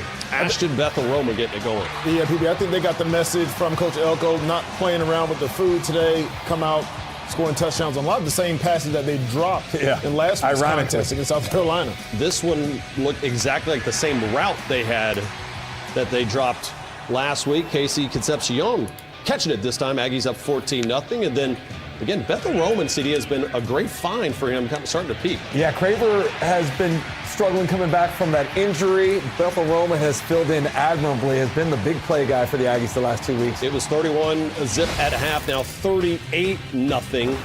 All Aggies. Jim Miller, when is Bama going to run the ball, Paul? So, calls all week long on the Paul Feinbaum Show. They start 6-0, tied over Eastern Illinois. Ellis Robinson, my goodness, a freshman. What a great interception that was. 28-3, Dogs. Do you enjoy women's and Olympic sports? The SCORE Act will support them. Here are the facts. The 4 major conferences spent more than $2.3 billion on sports other than football and basketball in 2024 and produced 381 U.S. Olympians who won 219 medals for Team USA at the Paris Olympics. The 4 conferences have also added more than 1,700 new scholarships for women since July 1st of this year. Ensure the continued support of women's and Olympic sports. Tell Congress to pass the SCORE Act at passthescoreact.com. All right, this is for the win. Feeling the heat? Heat? Try August in the swamp. I can't believe There goes your unbeat streak, Tim. Yes! I'm extremely sorry, but I promise you one thing. A lot of good will come out of this. What? Worked last time. SEC Football Saturday, served fresh, starting at 9 a.m. on SEC Network and on the ESPN app. Welcome to the greatest show on earth. Oh, yes, sir. The ball is already rolling now for this new season. 2 rings surrounded by a steel cage. You want to play games? We're going to play games. This is going to be a war. Stream Survivor Series War Games November 29th on the ESPN app with the ESPN Unlimited plan. Clear your calendar. We got a game that weekend. You can feel the electricity. Go crazy on poster board. Scream at a stranger. Look, it's Peter. And someone in normal pants kicking a field goal. That's what I'm excited about. Wait, is that who I think it is? Time to get a little unhinged for 3 hours, then start counting down until you can do it all again. Welcome to the wild world of College Game Day.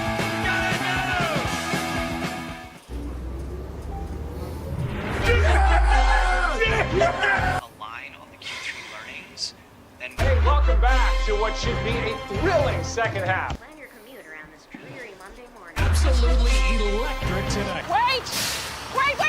Go, go, go! Yeah!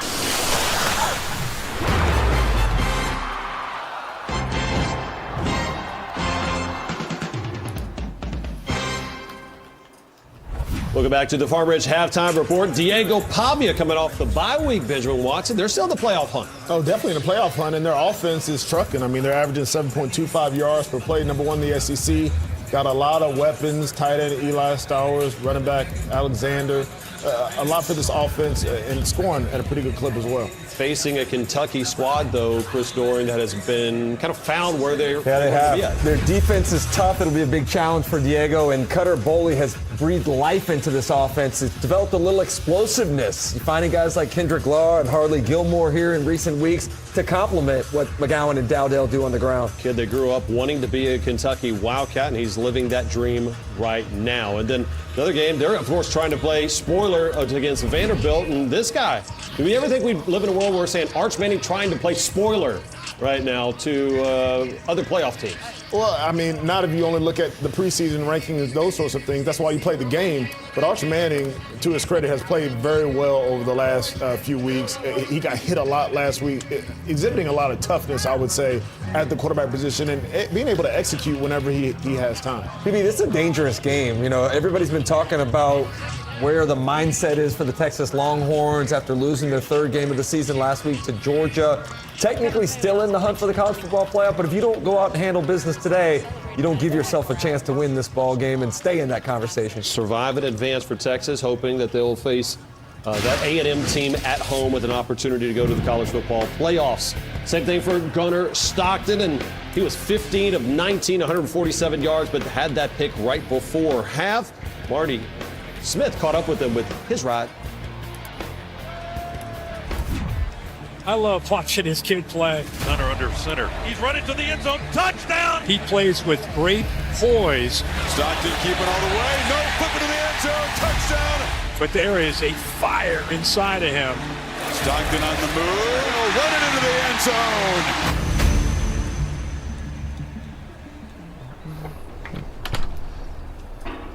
There he is. Let's go. Gunner, good morning, brother. Good morning. Appreciate you spending the day with me. Absolutely. Let's have a Thanks good for time. having me. I can't wait to ride in the chariot. She's Let's a beauty. go. Oh, yeah. Let's just hope she cranks.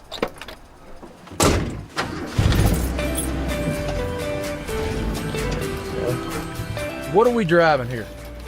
So it's a Ford F-150, 1984. 1984. Yeah. What's the story in this truck, man? So it was my granddad's, and I always grew up, you know, sitting in the middle seat, and just always, it was kind of my childhood truck. And when I got older, my papa was like, you get it running, like you can have it, you can drive it. And so all it really needed was a battery at the time. Got it up and running, and that's kind of what I drove in high school. How many of your teammates could drive this thing? 4 on the floor. None? Probably not. No. Growing up in Rabun County, what was the experience growing up where you grew up?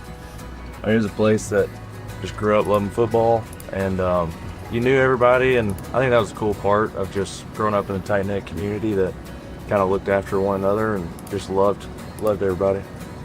What was the Christmas present that some people might find to be an interesting request?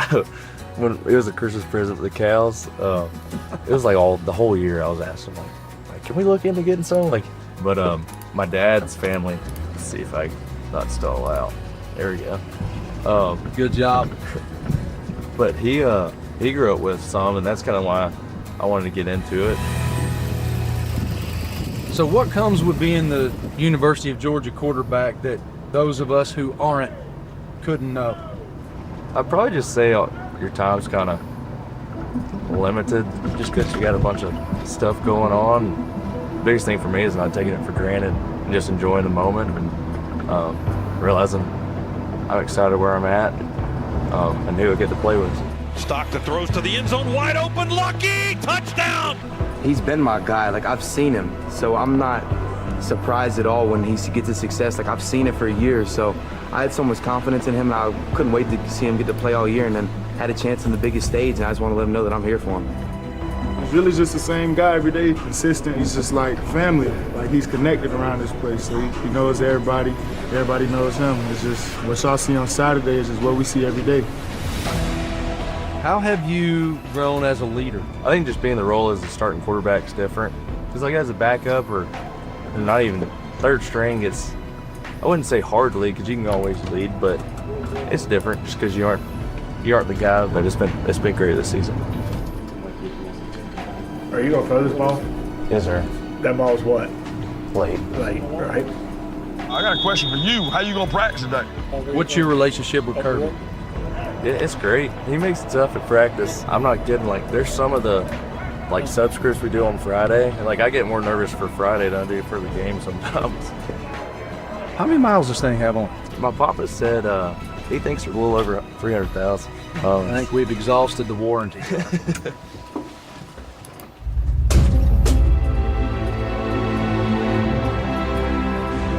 So on brand right there for Gunner Stockton. So he's running the ball with Georgia. Nate Frazier, touchdown, celebrates. 28-3 second half, coming up after the break. This halftime report is presented by Farm Ridge, the official frozen snack of the SEC. Now we're cooking.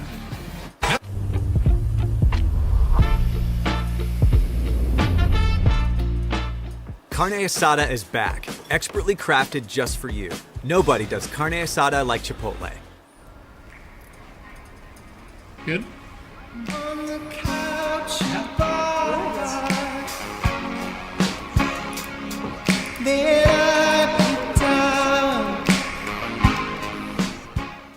Huggies Double Grip Strips versus Baby Gear. Will it stay put? A toy piano? Yep. A rocking horse? Yep. An entire box of Huggies? Oh yeah.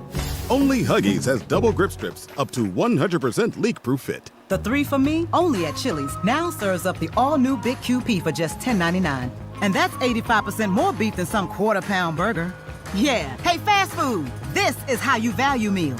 This Chili's 3 for Me is the best $10.99 you can eat. Big expenses? Meet your big financial friend, Experian. Your BFF can reveal surprising ways to help you save. That way, you're always ready for what's unexpected or whatever you're planning next. So achieving your financial goals becomes easier because you're one step closer to reaching them with your big financial friend. Experian. Go all in on luxury with Taco Bell's Luxe Cravings boxes. There's the $5 box, Indulgent, the $7 box, Extravagant, and the $9 box, Indescribable, with the new Steak and Poblano Rolled Quesadilla. Choose your Luxe Cravings box only at Taco Bell. When a player drops 50, DoorDash drops something into this bag. And you score 50% off on DoorDash, and plus my a shot money to win is the whole my thing. money. Wow, In that's your a bag modern woman. all season long. DoorDash.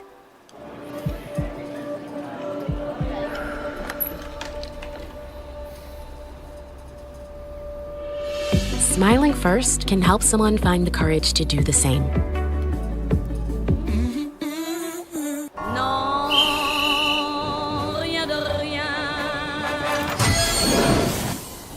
How far will happiness take you? La Vie Belle. Happy holidays, Lancome. At Macy's, the fragrance destination. You're watching SEC football presented by Allstate. For the final time in 2025 in the regular season, we're at Sanford Stadium, and the Dogs are on top 28-3 on the Charlotte 49ers. He's the All-American Matt Stinchcomb. I'm Taylor Zarzer, and this jacket is too warm for this weather. Alyssa Lang is on the field. We'll see her in just a minute. At first half, you saw a lot of different people touch the football for Georgia on offense, and you saw Glenn Schumann's depth on display on defense. Yeah, 16 different Georgia football players able to touch the ball at some point in time offensively, and then defensively, of course. We've mentioned this, the depth along that defensive line especially, where they're just able to roll in fresh bodies. It speaks to, at this point in the season, your ability to not only play physically, but practice physically because of that depth. And it shows up typically on Saturdays. Charlotte will get the football to start the second half. Peyton Woodring kicking it to Derek Ely, who did have an 88-yard kick return for a touchdown earlier this season. Not a chance here, though. Let's take a look at the Saturday MVP brought to you by Sport Clips. Well, you know, usually we're saying it's a guy. I'm going to say it's the offensive front so far. A bunch of new faces, guys that have gotten in there. They're rotating guys in there. They're missing some starters or would-be starters. Certainly at center, right tackle. Hasn't really mattered. Doing a relatively good job, especially in that ground game, of getting things going early. New faces in new places. 4 rushing touchdowns, which in that first half, that ties a season high for the Georgia offense. Loftus to throw on the first play. Drifts back, throws into double coverage. Incomplete. Grayson just 5 of 13 passing, trying to find Javen Nicholas. Nicholas has 3 of those 5 catches. Man, that's I'm not even sure there was a window there. I mean, it's a miracle that it didn't get picked off. Good defense that time by Nicholas, we'll say. Pocket was also collapsing on Loftus as he threw it. To your point, Jonel Aguero had a better chance at that ball than Nicholas did. They'll run it here with Cobb. And Jariel gets a few. Raylan Wilson, junior from Tallahassee. Maybe Georgia's best defender. It's like 3 or 4 options you can choose from. He's in there for sure. You know, his typical linebacking mate would be C.J. Allen, not available today. Also an excellent football player. But you think about these guys, they played when they were younger, and now they are more. Blink and get more with new 2K Plus Smart Security. With Blink 2K. Loftus throws it up. Incomplete, trying to get it to Nicholas, underthrown. And it's a quick 3 and out for Charlotte. Chris Cole in the backfield there. Yeah, Chris Cole, a guy that he got on the field early in his career here at Georgia because he could pass rush. He could get to the passer. And talking with Glenn Schumann, he said, look, that's what we try to do. If you can impact the game with a certain skill set, then we'll find a way to get you out there until the other skills develop. It's paying dividends now because Cole's getting more reps with that injury to C.J. Allen. Kobe White Helton is back deep instead of Zachariah Branch. White Helton from the 30 up to the 40-yard line, and sort of sounded like Kirby Smart was telling Alyssa that we would see more of Gunnar Stockton, and there he is getting ready to go on the field. I think that is in part because of how he finished the half.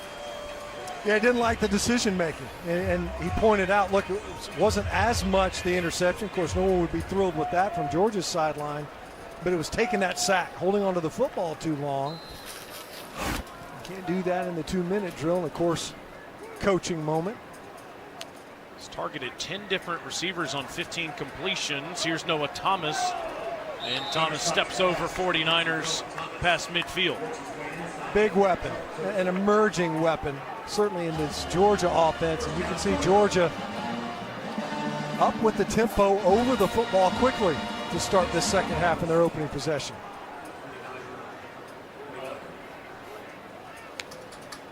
Stockton line of scrimmage to Thomas. And there goes Noah. Noah Thomas. dives down near the 10.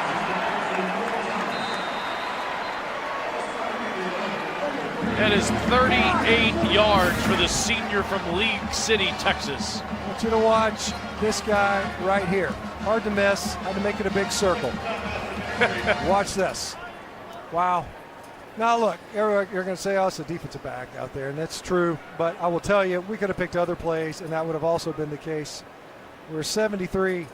He just moves people. He doesn't always get there the right way, and sometimes I wonder if he knows where he's supposed to be going. But when he gets there, there is carnage. There is Frazier, and Frazier gets down near the 6. And you're talking about Juan Gaston, who is 6'7", 360, as a true freshman from Westlake High School in Atlanta.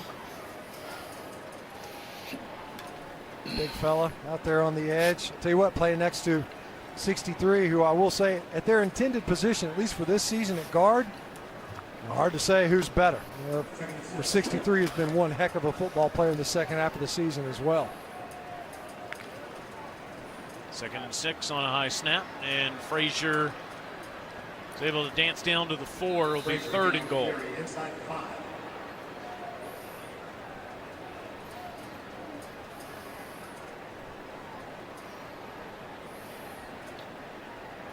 So Kirby Smart is trying to figure out, is it in fact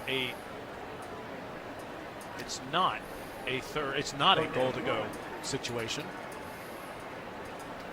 He was down there with him, that's for sure. He was down there on the 3-yard line. He was trying to see just how far they had to go to get a conversion. Inside handoff and a touchdown for Bo Walker, his 3rd of the day.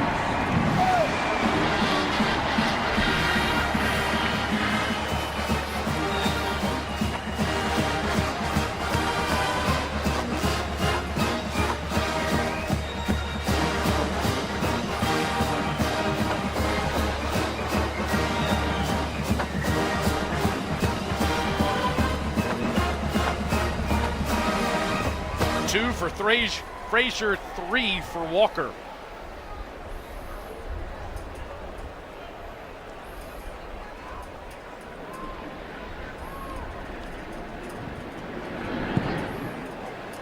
Woodring is perfect on extra points. Georgia has 5 rushing touchdowns today.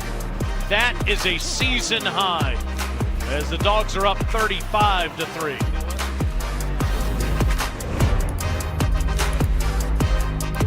I have moderate to severe plaque psoriasis, but thanks to Skyrizi, I'm showing off my clearer skin. With Skyrizi, I saw dramatically clearer skin. And most people were clearer even at 5 years. Don't use if allergic. Serious allergic reactions, increased infections, or lower ability to fight them may occur. Before treatment, get checked for infections and TB. Tell your doctor about any flu-like symptoms or vaccines. With Skyrizi, nothing on my skin means everything. Ask your dermatologist about Skyrizi today. Learn how AbbVie could help you save. Formula One is not following the script. Formula One all season long on ABC, ESPN, and streaming on the all-new ESPN app. This is SEC Saturday night. Western Kentucky at LSU tonight, 7:45 Eastern on SEC Network and ESPN. McManus, the deep ball.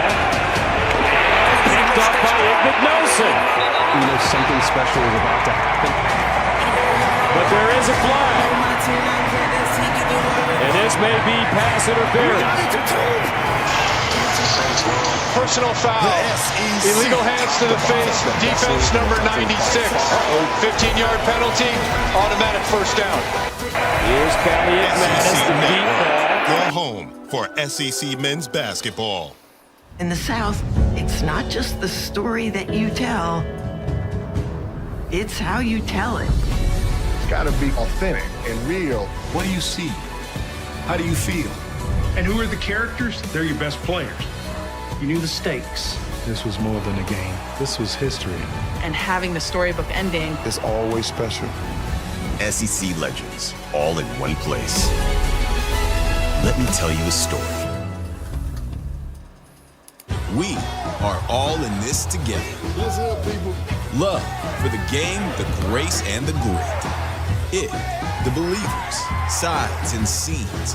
Here, the home of the SEC, SEC Network. Kick off your SEC Championship weekend Friday, December 5th at Dr. Pepper SEC Fanfare. The fun continues Saturday with the T-Mobile SEC Championship concert featuring Ludacris. Then, leading into the championship game, catch Marty and McGee and SEC Nation broadcasting live from the Dr. Pepper SEC Fanfare. So come join us Friday and Saturday, December 5th and 6th. SEC football presented by Allstate is brought to you by T-Mobile 5G Home Internet. Senior Day, Georgia Bulldogs. Look at what these seniors have done, too, throughout their time in Athens. 48-5 here at home, 2 SEC championships. And maybe another home game. We'll talk about that coming up. First, let's go back to the studio with Peter. Thank you, Czar. Time for the AT&T Studio Update. Alabama already got a rushing touchdown from Jam Miller. This time, Daniel Hill. Tree trunks for legs. 14-0. 96 total yards, only 1 for Eastern Illinois. And yes, that's not a typo. Mercer has now scored 14 straight. 14-7 at Jordan-Hare. Uh-oh. Deuce Knight starting at quarterback, resting Ashton Daniels so he can hold on to the red shirt. He'll be back next week for the Iron Bowl. Meanwhile, it's 35-3 here, and on a toss, it's Cobb. Gets the edge. Nice run. First run, Rayshawn Dinkins on the tackle. Well blocked out front on the perimeter. Good job. It's what it takes to get the big runs, of course. That's not an explosive right there at 10 yards, but a good job of blocking on the perimeter. Some frustration on the Georgia sideline. Kirby Smart not pleased with how his secondary defenders fit that run. That's the longest play of the day for the Charlotte offense with 13 yards.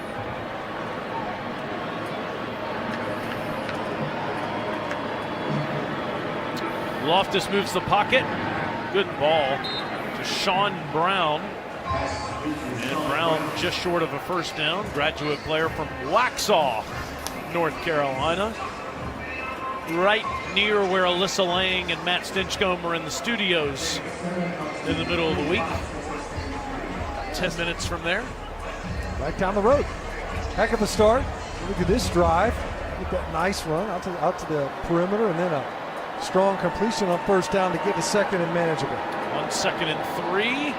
Inside here, handoff for Cobb, and Cobb is hit immediately by those big dog defenders, Elijah Griffin and that man Justin Williams there on the stop. Justin Williams, another young player similar to Chris Cole, guy that gets a ton of reps. They talk about it. He practices. He's been getting the reps in practice and preparation. There's just not always room on game day to get more reps. We're talking about the absence of C.J. Allen, how that impacts the rotation at linebacker. Justin Williams has had to step up. Ball start. Offense number 74. 5-yard penalty. Remains third down. Impressed by the crowd here today, too, knowing when you're a massive 40-plus point favorite that it's not going to be the same juice as what you had against, say, Texas last week or Alabama last month. In what could be the final home game of the year. Who knows? Maybe there's one more game that will be played in Sanford Stadium in December. Could be a chance of that. We'll talk about it.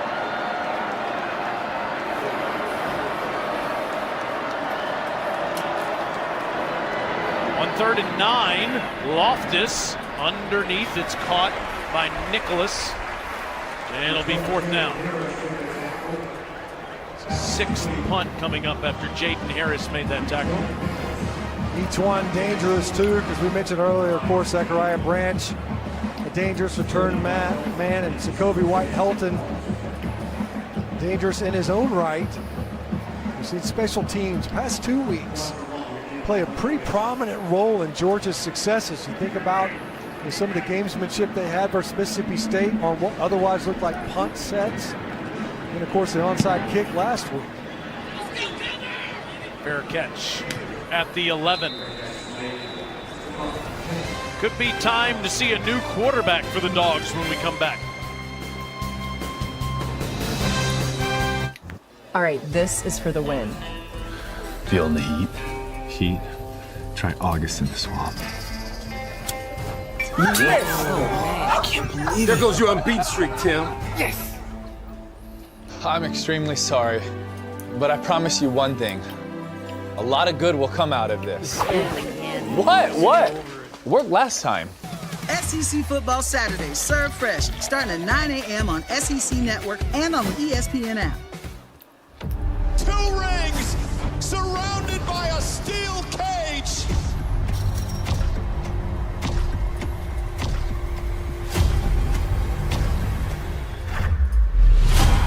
You want to play games?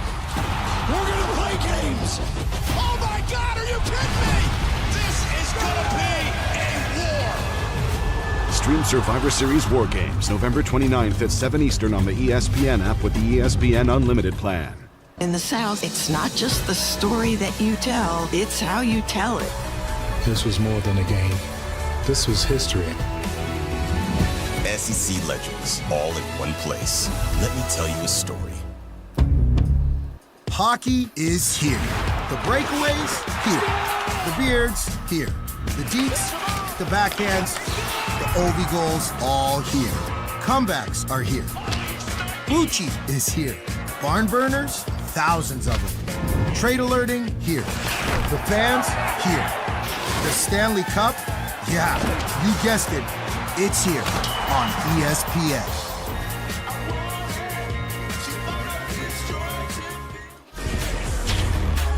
Formula One is not following the script. Formula One all season long on ABC, ESPN, and streaming on the all-new ESPN. Introducing Verts. Swipe for news and highlights. Now available on the ESPN app. Here's Ryan Puglisi, the redshirt freshman from Paxton, Massachusetts. 9 of 16 on the season. One of the top recruits in college football coming out of high school 2 years ago. Coach Bobo says he's intentional with what he does. Strong arm, quick release. There's some other fresh faces that we're going to talk about here in the second half as well. Puglisi's under trouble. Oh, and he gets tackled inside the 10. Yamil Talib. I mean, he had the hustle to keep this thing alive. Comes out of the fake. Great job. Get upfield right now by Yamil Talib. Puglisi just had to battle his way to get back to the line of scrimmage. As you see one of the young wide receivers, C.J. Wiley in the game, the freshman. On 2nd and 12, Dwight Phillips, and Phillips turns this corner and gets wrestled out of bounds at the end of the play. Jaquarius Conley tackled him and a flag does come in. Well, late hit out of bounds, defense number 6. 15-yard penalties added to the end of the run, includes an automatic first down. Well, Conley's played a heck of a game. It's probably right here at the end. Yeah, I mean, look, you're out of bounds. It's a dangerous type of a tackle, too. These little hip drop tackles. 16-yard run, 15-yard penalties. Take a look at the impact players brought to you by Hardee's. And there's some young faces for the Dog Stench that you wanted to talk about today. Yeah, the guys that we mentioned, Elias Williams earlier in the first half, he's gotten more and more reps. C.J. Wiley in there now, of course, not with the ball in his hands. A little tap pass to get out on the perimeter. It's Landon Roldan that ended up with the ball there. There's another name that was mentioned in our meetings, but C.J. Wiley long target, guy that they said has really been coming on in practice, earning some looks and more playing time. His dad played defensive end for LSU not that long ago in the late 90s. Walker, not much doing there. So that'll set up third down. Cortez Smith, another name to watch that comes from a place you're very familiar with, is in there at center. Parkview grad, Panthers, can't have enough of those out on the field. Big Cortez. Of course, another young player that started the game at Malachi Tolliver, did a good job, solid job throughout the first half. Matt and John Stinchcomb went to high school. On third down, good ball by Putkley. Nope, thrown incomplete, too far wide of Wiley. C.J. Wiley, freshman from Baton Rouge that you referenced. See this ball. That was a good ball. Yeah, he's going to want that one back. We talk about that. So you got a couple of guys, haven't seen a ton of reps. Another opportunity. See if they earn it. And of course, the seniors, Bo Gardner out there, the deep snapper throughout the first half. Thorson with a fair catch by Ely at the 10. All Georgias, they get ready for Tech on Friday. Do you enjoy women's and Olympic sports? The SCORE Act will support them. Here are the facts. The 4 major conferences spent more than $2.3 billion on sports other than football and basketball in 2024 and produced 381 U.S. Olympians who won 219 medals for Team USA at the Paris Olympics. The 4 conferences have also added more than 1,700 new scholarships for women since July 1st of this year. Ensure the continued support of women's and Olympic sports. Tell Congress to pass the SCORE Act at PassTheSCOREAct.com. Legendary Death Valley in Baton Rouge, Louisiana. This is SEC Saturday night. They go back to the left. Green jump ball. That was easy. Herring makes a cut. The end zone, LSU. Western Kentucky at LSU tonight, 7:45 Eastern on SEC Network and the ESPN app. Hockey is here. The breakaways, here. The beards, here. The deets, the backhands, the Ovi goals, all here. Comebacks are here. Blue Cheat is here. Barn burners, thousands of them. Trade alerting, here. The fans, here. The Stanley Cup, yeah, you guessed it. It's here on ESPN.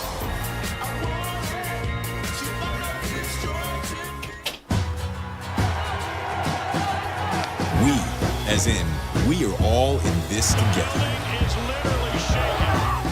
Love for the game, the grace, and the grit. And that may be the key to being great.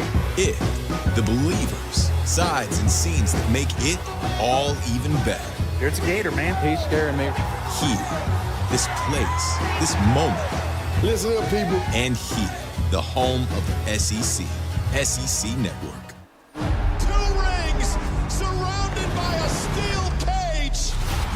Games. We're gonna play games. This is gonna be a war. Stream Survivor Series War Games November 29th on the ESPN app with the ESPN Unlimited plan.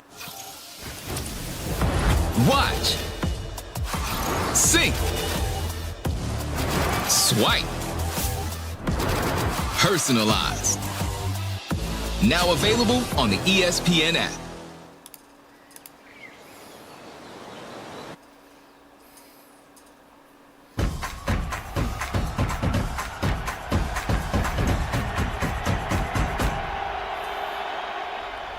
Will the Dogs be in that game is the question. We know they're going to Atlanta on Friday. Will they go back there the following week? Need some help in order to get there. Nothing will be settled this week. A&M at Texas, Alabama at Auburn next week will help decide who goes to Atlanta. Loftus throws, back shoulder ball that goes to Gainey, or I should say backside ball that goes to Gainey. So Georgia needs a loss, Matt, by either Texas A&M and or Alabama to get in the game. Ole Miss needs losses by both of those teams, in all likelihood, to get into the game. And Kirby Smart made it clear, I want in the game. Yeah, he said, look, I want to win the games that we can play. If we win the games that we can play, I should be in the championship game. We need to explain that, though, the percentages there, yeah? why Georgia's percentages are so high. Loftus running around and throwing downfield, and that was caught. Wow. Yeah, Sean Brown makes that catch on the sideline. Rolling on the field, it's a completed catch for a first down. Let's watch this one more time. Stepped out of bounds. I'm wondering, did he get down inbounds? Boy, they're going quickly. Yeah, and then it gets the replay booth wants to take another look at Prior that to one. the snap, the officiating crew was notified that the previous play is under video review to see if it is a completed catch. All right. Now, we'll take a look at this during the break and come back with the call. Andy Britton, the field judge, took his hat off to say that receiver was out of play, at least for a portion of the play. But he was forced out, so that makes it, this does not make it an illegal touch. He didn't leave the field of play on his own. I don't know that I saw, it would have had to have been his left foot that touched down in bounds. It might have. Gosh, that's a quick tap.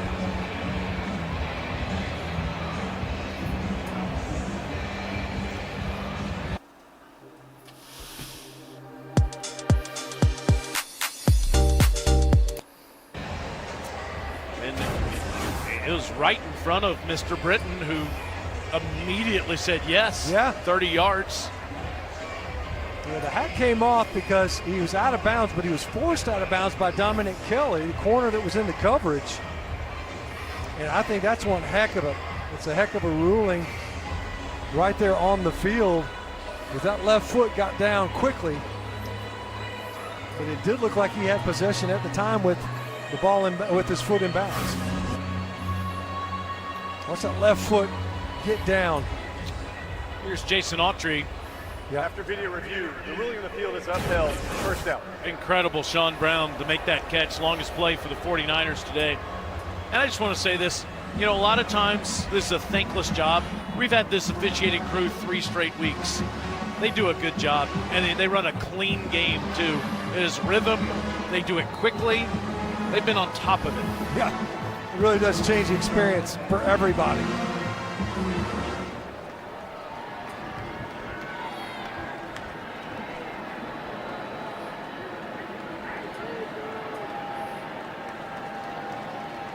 All right, so fresh set of downs.